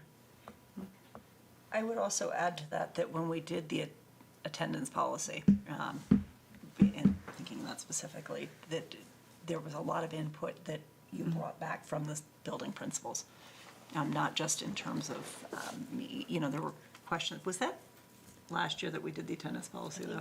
Or we reviewed it, though, in September. We I did thought, review it. relative to COVID changes. Without the COVID, Yep. And that was something I know that had been discussed, I think it was at the high school level, as being an important thing for us to act on, even though it was not kind of a scheduled review, but to kind of a timeliness issue for them. The other thing I had actually thought you were going to bring up was the collective bargaining agreement piece, where that's, you have a team of people that you're working with. I know that you work with other administrators in the district to kind of understand the pieces that are important for the district before we start negotiating with any bargaining unit. Does that help? Yes. Any other thoughts on where a rating would fall for that? I think that, for me, exemplary. I would go along with that. Okay, that brings us down to fiscal systems, which is 2E, develops a budget that supports the district's vision, mission, and goals, allocates and manages expenditures consistent with district and school level goals and available resources, also a focus indicator. The proficient on this is develops a budget that supports the district's vision, mission, and goals, allocates and manages expenditures consistent with district school level goals and available resources, and effectively communicates budget rationale to staff, community members, municipal stakeholders, and the school committee. Provides regular updates on implementation of the budget. The exemplary rating for that would be leads the administrator team to develop a district budget aligned with the district's vision, mission, and goals that addresses the needs of all students, allocates and manages expenditures consistent with district school level goals, and seeks alternate funding sources as needed. Proactively communicates budget rationale to staff, community members, municipal stakeholders, and the school committee. Provides regular updates on implementation of the budget. I feel like this is an area where you really you really are exemplary consistently year after year. I think this year's budget process was very well led, just in terms of from beginning to bringing it through almost a town meeting. I feel like the process itself was much smoother with the select board and our town partners bringing forward a budget that supports the needs of our students. I thought you articulated all of that very well. I felt like, that's your presentation of the budget, much like presentations for some of the capital projects that we have done, has been consistently very high and has really helped share with the vision with the town and the community, which I think is really important for us. That was my thoughts. I don't know if anybody else had. I would second that. I mean, this one's easy, I think. Yeah. But, I mean, I just to reiterate, like, the amount, well, first of all, I was on the committee for 4 weeks. I think I heard the budget presentation 6 times. What I wish was also in here, though, like, I still think it's exemplary, but what I wish was in here is also hiring well, because having a hire like Susan and keeping her in the district is vital to being exemplary. Yes, that's right. So I just think we'd be remiss to not mention that, because like being able to partner with your finance partner in the district and have a finance partner that is so dogged in seeking alternative options for funding, so that that is not your sole focus, that you're able to focus on some of the other things, is also key. I mean, Jeff Some does of the the- same thing, too. Yeah. I mean, some of the parts of being the one in charge is also making sure you have the right people under you to delegate important work to, and so I feel like that's missing in some of this, but I wanted to acknowledge that, because if you weren't able to foster the environment where you're retaining that talent to help you do these things, it would be really difficult to do them, so. Yes, and I think too, we have a lot of people who are doing good, really good grant writing, you know. Jeff, Carla, there's been a lot of money that has allowed us to do a lot of sort of that deep dive into things like SEL curriculum that without that grant money, we wouldn't be doing. Yeah. Yeah. It's an excellent point. Yep, I agree with all of that. Okay, that brings us down into the third standard, which is family and community engagement. The first focus indicator for this is 3C, communication, engages in regular two-way culturally proficient communication with families and community stakeholders about student learning and performance. And the rubric on that says that for proficient, engages in regular two-way culturally proficient communication with families and community stakeholders about student learning and performance, that is provided in multiple formats and reflects understanding of and respect for different families' home languages, cultures, and values. The exemplary rating on this would be supports and empowers all administrators to engage in regular two-way culturally responsive communications with families about student learning and performance. District-wide communications with families are provided in multiple formats and respect and affirm different families' home languages, culture, and values.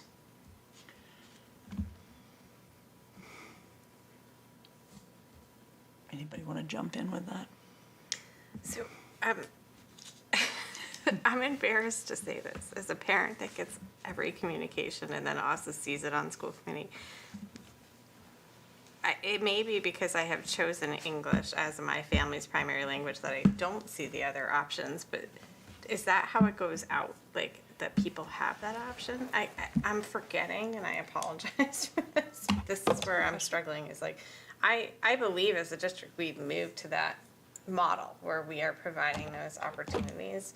But is it that you as a family have to choose it in order to get it?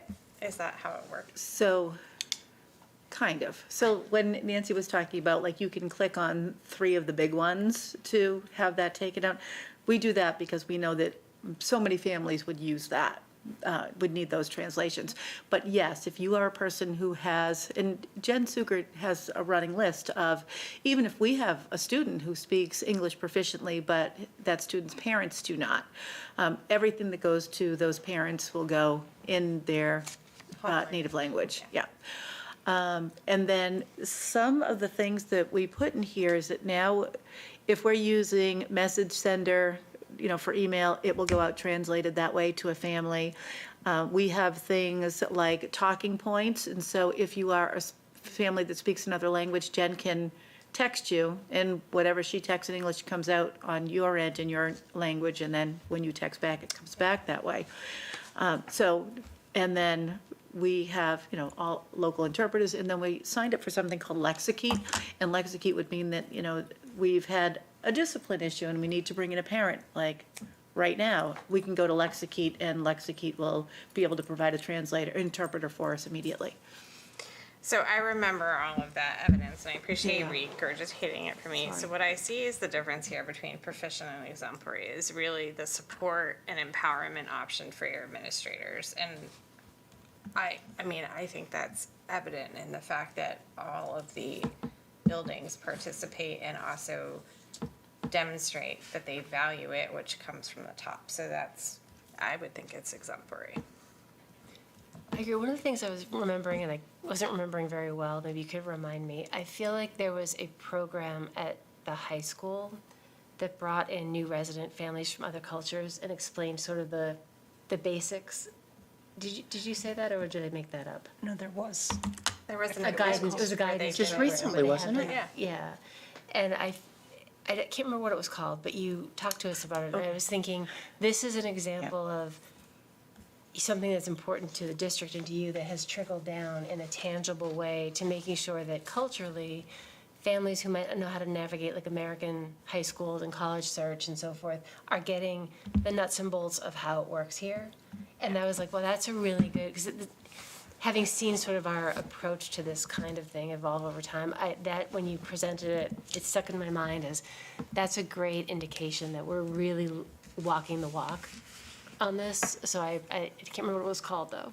Yes, so it's actually in that 3C communication, and in the right-hand column, it's the very last thing. It says, see Jen's LPAC Family Resource Day. That one, yes. That's it right there, yeah. Yeah. So, yes, and, we didn't know how many people would show up, but there was pretty steady traffic all day. It was really nice, yeah. I'm sorry I missed that on the evidence list. It was on the next page, or for me anyway. All right, so others for exemplary? I felt that was an exemplary. Okay, that brings us into the fourth standard, which is professional culture. The first one we have on that is 4B, which is cultural proficiency, ensures that policies and practices enable staff members and students to interact effectively in a culturally diverse environment in which students' backgrounds, identities, strengths, and challenges are respected. Okay, so the rubric on that, the proficient ensures that policies and practices enable staff members and students to interact effectively in a culturally diverse environment in which students' backgrounds, identities, strengths, and challenges are respected, as evidenced by the sufficient provision of guidance, supports, and resources to all schools to promote culturally responsive learning environments and school cultures that affirm individual differences of both students and staff. That's the proficient rating. The exemplary rating is lead stakeholders to develop and implement culturally responsive policies and practices that acknowledge the diverse backgrounds, identities, strengths, and challenges of administrators, students, and staff. Empowers administrators with time, resources, and supports to build culturally responsive learning environments, and collaborates with community members to create a culture that affirms individual differences. Models this practice for others. Do you want to go first? I feel like this is an exemplary, this was an easy one for me, just in terms of, when we look at things that we have discussed, such as the Kirpan policy even earlier tonight. Looking at, I feel like we added a holiday to our calendar that isn't a day off, but we added it, and that was back in the fall that you It's had a brought sick forward. holiday. Yes. I forget the name of the sick. Oh, holiday. that's Yeah, right, yes. and that it was a way to really,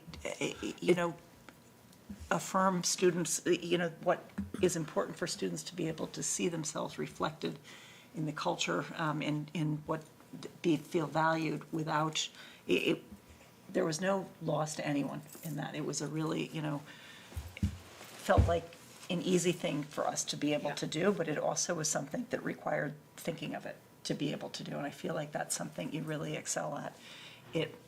Working to, not just to work to have bring these things forward yourself, but to empower the administrators that you work with and to build the culturally responsive learning environments across the district. And that would be my opinion personally. Others? Yeah. I don't disagree. I'm on board. That then moves us down, I think, to 4D is the next one. It is. So I have to say one more thing. yeah, I have to say sorry, one go thing right before- ahead. I don't want to prolong our night here, but I think what's interesting about this one in the exemplary was about the vision and creating a vision for others. And I remember when Dr. Kavanaugh started here and was a bit of an outlying voice for a lot of this. And a little bit of a lonely voice. I wrote it, so I'll just read it because it's late and I'm not articulate. But this has been a focus of Dr. Kavanaugh's for years and began when hers was just one of just a few voices in the district focused on this type of education. Building a sustainable, effective, habit-shifting program of cultural proficiency takes vision, tremendous focus, long-term commitment, and an ability to stay the course in the face of competing priorities, budget restrictions, calls for immediate and reactive solutions that are often unsustainable, and other challenges. This work is not easy, and Dr. Kavanaugh challenges herself, her own biases, and her staff and faculty to continually work harder in this space. She has engaged outside experts to push the district and to do the uncomfortable and difficult work. And I think it's exemplary for those reasons. Thank you. Okay, so continuous learning develops and nurtures a culture in which staff members are reflective about their practice and use student data, current research, best practices, and theory to continuously adapt practice and achieve improved results. Models these behaviors in his or her own practice. I would go then to the proficient rating on this. Develops and nurtures a culture in which staff members are reflective about their practice and use student data, current research, best practices, and theory to continuously adapt instruction and achieve improved results as evidenced by supporting regular opportunities for administrators and teams to reflect on and collaborate around the effectiveness of a wide range of practices related to instruction and student learning, and engaging in their own continuous learning to improve leadership practice. Models these behaviors in their own practice. So that's the proficient. The exemplary is develops, nurtures, and models a culture in which all staff members are reflective about their practice and use student data, current research, best practices, and theory to continuously adapt instruction and achieve improved results as evidenced by empowering all administrators to collaborate and share knowledge and skills of best practices that improve student learning within their own buildings, and regularly reflecting on and improving their own leadership practice in order to develop new approaches to improve overall district effectiveness. Is there somebody who would like to jump in on that one? I think her work is exemplary in that, and I think I get a sense that she passes that on down through the entire work group. Other I agree. I mean, I think the other like evidentiary support is actually comes from like the light goal that you gave, where you're saying like she created this working group when it wasn't asked, and yet that was your reflex to go to that, because that then would get a larger group of people that have different constituencies within the district to be able to provide their feedback on it. I think the other piece that strikes me, and I don't know that it's necessarily directly in the evidence, but just in the ways, especially that the secondary schools especially try to create space for the teachers to be able to meet during the day to really like get feedback from each other and like planning and like the team structure and how that to me also is like demonstrating that that's trickling down throughout the staff. And quite honestly, you had me at data in that because so that's where my thoughts were on it. I had proficient. I asked between proficient and exemplary, but I'll just read what I wrote. 'Cause, Dr. Kavanaugh pushes hard for her own and her admin faculty to engage in continuous learning. As superintendent, Dr. Kavanaugh continually reflects our on instructional practices and provides action plans for staff and faculty to reflect and revise on their own practices. Based on the work of the district climate team, Dr. Kavanaugh has feedback to continue to reflect on her own communication and collaboration practices among the district so all stakeholders can engage fully in continuous improvement practices. Highlighting areas of improvement for herself from 360-degree feedback is another way Dr. Kavanaugh models self-reflection and behavior. So it's a strong proficient, but I think in terms of some of the data elements, it's still trickling down the way, because there is so much data available, the way teachers and faculty and staff can really leverage the data themselves. I think there's still some learning going on. It's certainly well modeled, but I think there's still some opportunity there. I mean, proficient is a good rating. I do think in Hopkinton, we are unusual in that we have a lot of time for our teachers to meet. You know, if you compare us, you know, every K-5 teacher is in a PLC once a week. The middle school has PLCs and team time. At the high school level, they have course partners, and our SMLs teach at 40%. So there's a lot of time for that. And I do think that now we have a lot of administrators who are looking at the data and making instructional changes. And I think that we have central office people who are looking. But we really do have, and I think I had put it in there, it was like a Lions and Tigers and Bears theme, where years ago we had looked at some of that STAR data. And, you know, one of the things that we've discovered is that not every teacher feels comfortable looking at that data. So one of the things that we have planned for this year is to choose one report from STAR Renaissance and make sure that whether you are ELA or math or somebody who uses those subject areas within the constructs of your own discipline, that you are looking at kids' data and you know how to interpret that data. So there's certainly some work to do at that level, for sure. That's what I was, you know, because I think it's strong, obviously very strong at the top, but just seeing it fully infiltrate everyone, it was kind of where I was coming from. But I could be swayed. I was a line straddler on this, but not because I didn't think that your work is exemplary, but because it's what becomes very difficult is we're looking at so many things that you've really been exemplary at. It's like some of the things feel like exemplary plus, but there's no gradation between that, if that makes sense. But I could go with exemplary. I think the piece that actually is swaying me with Amanda is the feedback from the 360 climate piece, because I think that if you're hearing that's the evidentiary support of the teachers feel like it's trickling down, and so I could get on board with proficient as well. Okay. And again, I don't think proficient's bad. No, I think proficient is excellent. I would advocate that we go with proficient on that. That's agreeable with the consensus. Okay, and that brings us into our, what is our final indicator, I believe, right? Is the 4E, which is the shared vision, successfully and continuously engages all stakeholders in the creation of a shared educational vision in which every student is prepared to succeed in post-secondary education and become a responsible citizen and global contributor.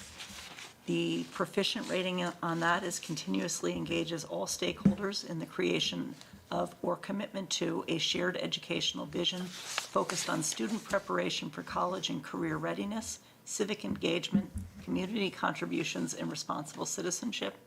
The exemplary rating on that is leads administrators, staff, and students of all ages, families, and community members to develop and internalize a shared educational vision around student preparation for college and careers, civic engagement, community contributions, and responsible citizenship. Ensures alignment of school and district goals to this vision. Models this practice for others. And I think that's the indicator that morphed into like goal 6, I think. So not surprisingly, I had proficient on this one because goal 6 is where I struggled. This was the hardest one for me to evaluate, and I think it's tricky to be a superintendent, I've observed, because if you, especially someone who thinks as deeply, as rapidly, and as in an as informed a way as Dr. Kavanaugh, because I think there's a lot going on in your mind a lot of times about where we should go. It sometimes takes others a little bit longer to grasp that vision and go with you. So, and I think it's tricky because a tremendous amount of work is done, whether it's with the vision for the 2-3-4 school, or the vision for the 5-6 school, or the math program, or, I mean, any number of things that we've talked about. It's hard to have a vision that is new, that is a direction that is different, to take feedback, listen, and hear what people are saying, but also, you know, you can listen, but it doesn't mean it's a consensus vote. So I think it's very difficult. People often perceive that they're not heard because their outcome, their direction isn't the one chosen. It doesn't, I don't think, in my experience, it doesn't work that way. I've certainly challenged a lot of things. Sometimes, you know, things I've said maybe influence things. A lot of times they don't. You know, I'm not the professional educator, and I think the outcomes that come from the work that you do toward your visions have proven over and over again that your visions are solid. So I think this one was just very tricky. And the only reason I struggled between vision, proficient and exemplary was because, not because there is no vision, or it was just, has everybody come on board? Does everybody know where we're going? And I think there's certainly with goal, the one about the, you know, our curricular vision that might change with CVTE education and alternate pathways. We obviously don't know where we're going yet. That's a work in process, so that's fine. But in general, are people coming along? I think they are. Sometimes it's hard when you've got a vision and you've got a lot in your mind and you've studied it and you know where you're going. It's sometimes hard to convey that to people who are boots on the ground doing today's work, and you're thinking long-term. Your job is to think for the long run. So is school committee's job. Like, so it's just tricky, this one. And I think you do a great job. I think this one needs continual effort because it is hard. That's the only feedback I have. Go ahead. No, I have anything to say at this moment. I was in the proficient with this one, and I think the difficulty that I have with it is, or in trying to articulate it, is that there's still a gap from where your vision is and where families are. I think the gap is much less with your staff and even students, I would actually say. But I feel like there's a definite gap, and that's palpable with families. And so, and it's not that, like, your blog posts are great, the things that you're thinking about, the notifications to the district about what's coming up. I feel like all of that is actually really, really good. What I have tried to put my finger on when I was coming here tonight to think about this is and if it exists somewhere in the evidence that I'm missing it, is I almost wonder if it's like the ability to be present at more things that aren't formal and have that, because I feel like people are almost afraid to approach you, and that and because honestly, because you're so intelligent, I think that's part of it. And but that's where I feel like where the work can come in to have that approachability, allow for people to then have your message sink in more. And I'm probably butchering how to articulate this, but that is what is probably the most palpable for me, is where that disconnect lies. We all get the benefit of meeting with you every 2 weeks, and sometimes far more often than that. So I know how approachable you are, and I know how much you love to engage in the conversation and explain the thought process behind things and where your vision is. You get very small opportunities to do that in writing, and not even everybody like takes that in.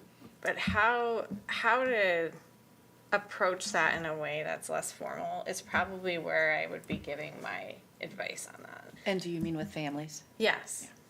And it may be that like there's no easy way to provide evidence of that without like privacy concerns and other things too.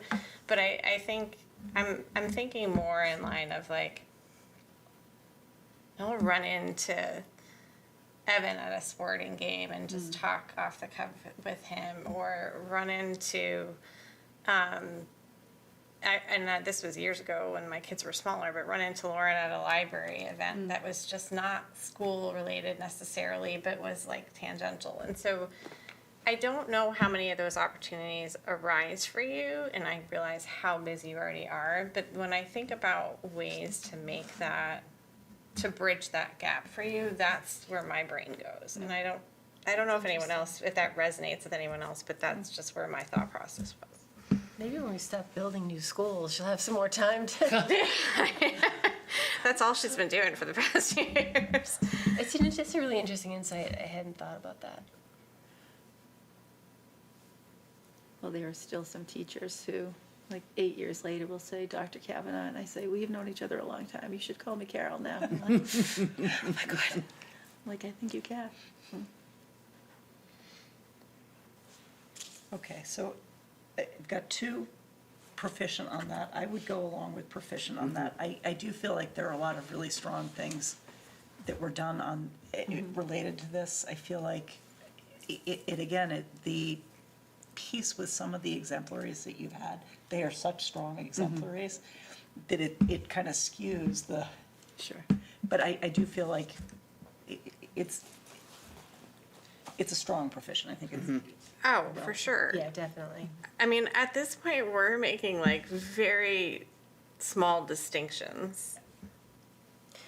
Okay, so I looked at one of your bazillion links in this evidence about how to do evaluations. Oh. And you had 2 slides up front. I was like, wow, this is an interesting presentation. The first slide had a pig on a scale. If you saw it, when it was like, you don't make a pig fatter by weighing it. Yeah. And then the next slide was, you feed the pig. And so it was very interesting when you talk about evaluations and feed the pig. It's hard not to put the pegs. Right. It's hard not to. But Right. Is that what you're? Well, but no, I think the point is, I think we have to, as I started to say in the beginning, we all said, for someone who's a high achiever, we have to say that. You're a high achiever, and it's okay to say that. And I thank you for all of that. I thank you for the work you've done. It doesn't mean we don't need to feed you with opportunities like you just did to grow. I think the two can live together, hand in hand. I think we can do the exemplary. It doesn't mean your work is done. We know that your mindset is a growth mindset anyway because of all these growth opportunities. And I think it's important for us to figure out, maybe between now and when you write it up, or maybe we do it on a side letter or something, just things that we've seen that are suggestions for growth, that don't detract from the excellence, but there is opportunity for continued growth for all of us, and so I think that's fair. I mean, I would as someone who has taken many strengths finder tests in my career and has been called a high achiever at times, I crave that feedback, and I'm not making assumptions for you, but that, I want you to understand that I came in with that spirit. That's where my mindset was, where I can easily tell you all the things that are unbelievable and awesome, and this district is so lucky to have you working on them, especially when some other districts don't have even the bandwidth for that to be a priority or a goal. But for me, it's only gonna serve you to hear also some of the feedback that can make you all that much better. And so, and that's one person's opinion. Certainly it's not, I don't represent the entire community. It's just what I've seen, experienced, and from some small subsets of the community that I've heard, that's where I come at it with. But from one high achiever to another, that's the spirit in which I brought those I appreciate comments. that, thank you. So was that the spirit of Feed the Pig? In the slide? Yes, well, I have to ask. we did have that conversation about how, very often we go in there and we kind of measure everybody against these indicators. But then I think about there are things that you don't see when you're in there. It's okay that you don't see it because you may have seen something really super, but what else could make it really super? And I think that that's what we're talking about, right? Yeah. All right, so I just want to recap two things. One is where we landed on the ratings tonight, but also just the process from here. So I'll start with where we landed tonight for the ratings. The student learning goal, goal number 1, we landed on exceeds. Goal number 2 also exceeds. Goal number 3, we You're a little said fast. met. Hold on. You what, am I going too You're a fast? little fast. Okay. All right, so exceeds, met. Goal number 4, we said met. Goal number 5, we said exceeds. I'm totally mixing my things here. And then I said 5, number 6, we said met. And number 7, we said exceeds.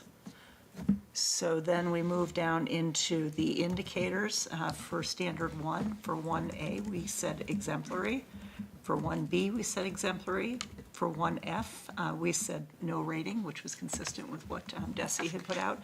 And just for folks at home, just as a reminder, we only discussed the indicators that we had agreed upon prior to when your goals were adopted back in late summer, early fall. So that's why when we say 1B, 1A, 1B, 1F, it feels like something's missing, but there isn't. Then we had 2D, which we said was exemplary, 2E exemplary, 3C exemplary, 4B exemplary, 4D proficient, and 4E also proficient. Does that feel like that captures? So up at the top where it says the summary for standards 1, 2, 3, and 4. So 1, 2, and Yep. 3, I think we did exemplary, and 4, I think we did proficient plus, as we call it. Is that what you came up with, the professional? Oh, I wasn't even going through that. I was going through each specific. I know, and Oh, I was- yeah, I yep, was summing yep. them in my head Oh, I because you appreciate have that. to That get is- back to That is here. accurate, yes. Okay. So this was the question that I had going through this, is that if they weren't focus related, are we separately still evaluating those, or just the focus? Okay. Just the Just focus ones. That was the change to the new, one of the changes, I think, the new eval. Okay. I may have. So what I understand, so everything that you just listed aligns with what we talked about tonight. In my personal evaluation, I may not have captured all of those X's. Yep, that's okay. So is the important thing from our personal evaluation at this point the comments that you need, or what is it? So what I personally need is the comments. Okay. So it would be helpful if I could get those by midweek next week, to give me a full week to try to, or at least through the weekend, to then be able to get them back so people can digest them before the meeting on the 16th. Georgette will also need a copy of each individual one because it becomes part of the record, even though it's the one that we all do together, that's the official Yeah. evaluation, they are part of the record, so that's, Okay, so what I'm worried about is if I don't have Yep. all the boxes marked the way we have them. No, no, and- that's your no, markings. you're marking specifically. Yeah. Okay, It You doesn't don't have to align with what, in fact, it shouldn't align because we all came at it from a different okay. piece. I wasn't sure if I was supposed to go back in and change them to align to ours. No, That's no, what I you was- keep your. Nope, you keep your own. Got it. Okay, thank you. So Okay. does that mean we have, so our overall, it seems to me that we're ending in exemplary, I feel that we're ending in exemplary because that's. as so- well for that part. Yeah, because the standards, 3 of the 4 standards are exemplary, the other one is a strong proficient. The goals, I lost count. First of all, I don't know why there were 7 goals. I don't know what we were all I thinking. know, But, that's a note for all of us to remember. but Yeah. there was a nice blend, but I think overall, I think they're saying it's exemplary, right? It, because we had 3, I would say yes, I would say exemplary captures the overall piece. Are there others that agree or disagree with that? I agree. I think the part that I'm still confused about on just this form Yeah. is the top of page 3. What does it The other say? thing is that the page numbers then get a little bit mixed up. Oh, Right, what okay. is your- So as you where go it through. says superintendent's performance goals and it like relists the goals, but they're not as specific, like, are we? So are you talking about what Georgette sent out? Or are you Yeah, talking? so I have Georgette's up, okay? So Yep, on I've got page that up. 1, you have all those goals Yep. written out. Then it says step 2, that's where we just talked about standards 1, 2, 3, and 4. Then step 3 is the rate overall summative. And then step 4 is the evaluator comments. The next page after that says superintendent's performance goals. So those are the goals from up above. Oh, so you have Transposed, to it's just the same redo them ones. again? Normally, they wouldn't have been up there, but we asked Georgette to consolidate I for see. us. We would have typed it in ourselves or copied it in, and that's where the focus Okay, so we can indicators just that ignore that relate. section because it's already above. You can, and when I type out the final one, I will put it in a way that it aligns with that. Understood. Okay, that's what I was, because it looked repetitive to me, so I was like, why are we doing this? Yep, Georgette was trying to help us. No, no, which was much trust me, appreciated. this is immensely easier than when I looked at it the first time, so. And the chart, just on the student, the lower one, it cut off, it exceeds. Okay, So it didn't have the full scale there either. It's a little tricky. okay. Okay. So with that, we have gone more than double what we anticipated, but I think in the service of providing feedback that I Yes, hope is thank helpful you. to you. Yep. But at this point, I would seek a motion to enter into executive session to comply with or act under the authority of Mass General Laws, Chapter 30A, 21A2, specific to conducting strategy sessions in preparation for negotiations with non-unit personnel and the superintendent, because having the discussion in an open meeting would have a detrimental effect on the school committee's bargaining position. B, to comply with or act under the authority of Mass General Laws, Chapter 30A, 21A3, specific to the review of executive session minutes for the meetings of February 1st, 2024, February 15th, 2024, March 1st, 2024, and April 4th, 2024. And C, to comply with or act under the authority of Mass General Laws, Chapter 30A, 21A2, to discuss strategy concerning collective bargaining with the Hopkinton Paraprofessional Union Local SEIU 888, because having the discussion in an open meeting would have a detrimental effect on the school committee's bargaining position, and to adjourn an executive session. So that means we will not be returning to the public session. I would seek that motion for all of that. So moved. Motion by Lori, is there a second? Second. Second by Amanda. We'll do a roll call to enter into executive session. Aye. Lori, Susan, Aye. Aye. and I am also an aye. We are adjourned into executive session at 9:26. Thank you all for tuning in, for hanging in there with us, and thank you, Dr. Kavanaugh. Thank for you all all of your very patience. much. Thank you for tonight. Appreciate Good. everything. All right, so, and our next meeting is going to be an annual town meeting. We are posted to meet at 6:30 on Monday, gives us a little bit of time to prepare before. And then the 7th, potentially it could go into the 8th, but I'm going to be hopeful that it ends on the 7th. And then our regular meeting on May 16th. And then on June 6th, hard to believe we're already looking at June, will be our reorganization and regular meeting. So thank you all, and good night.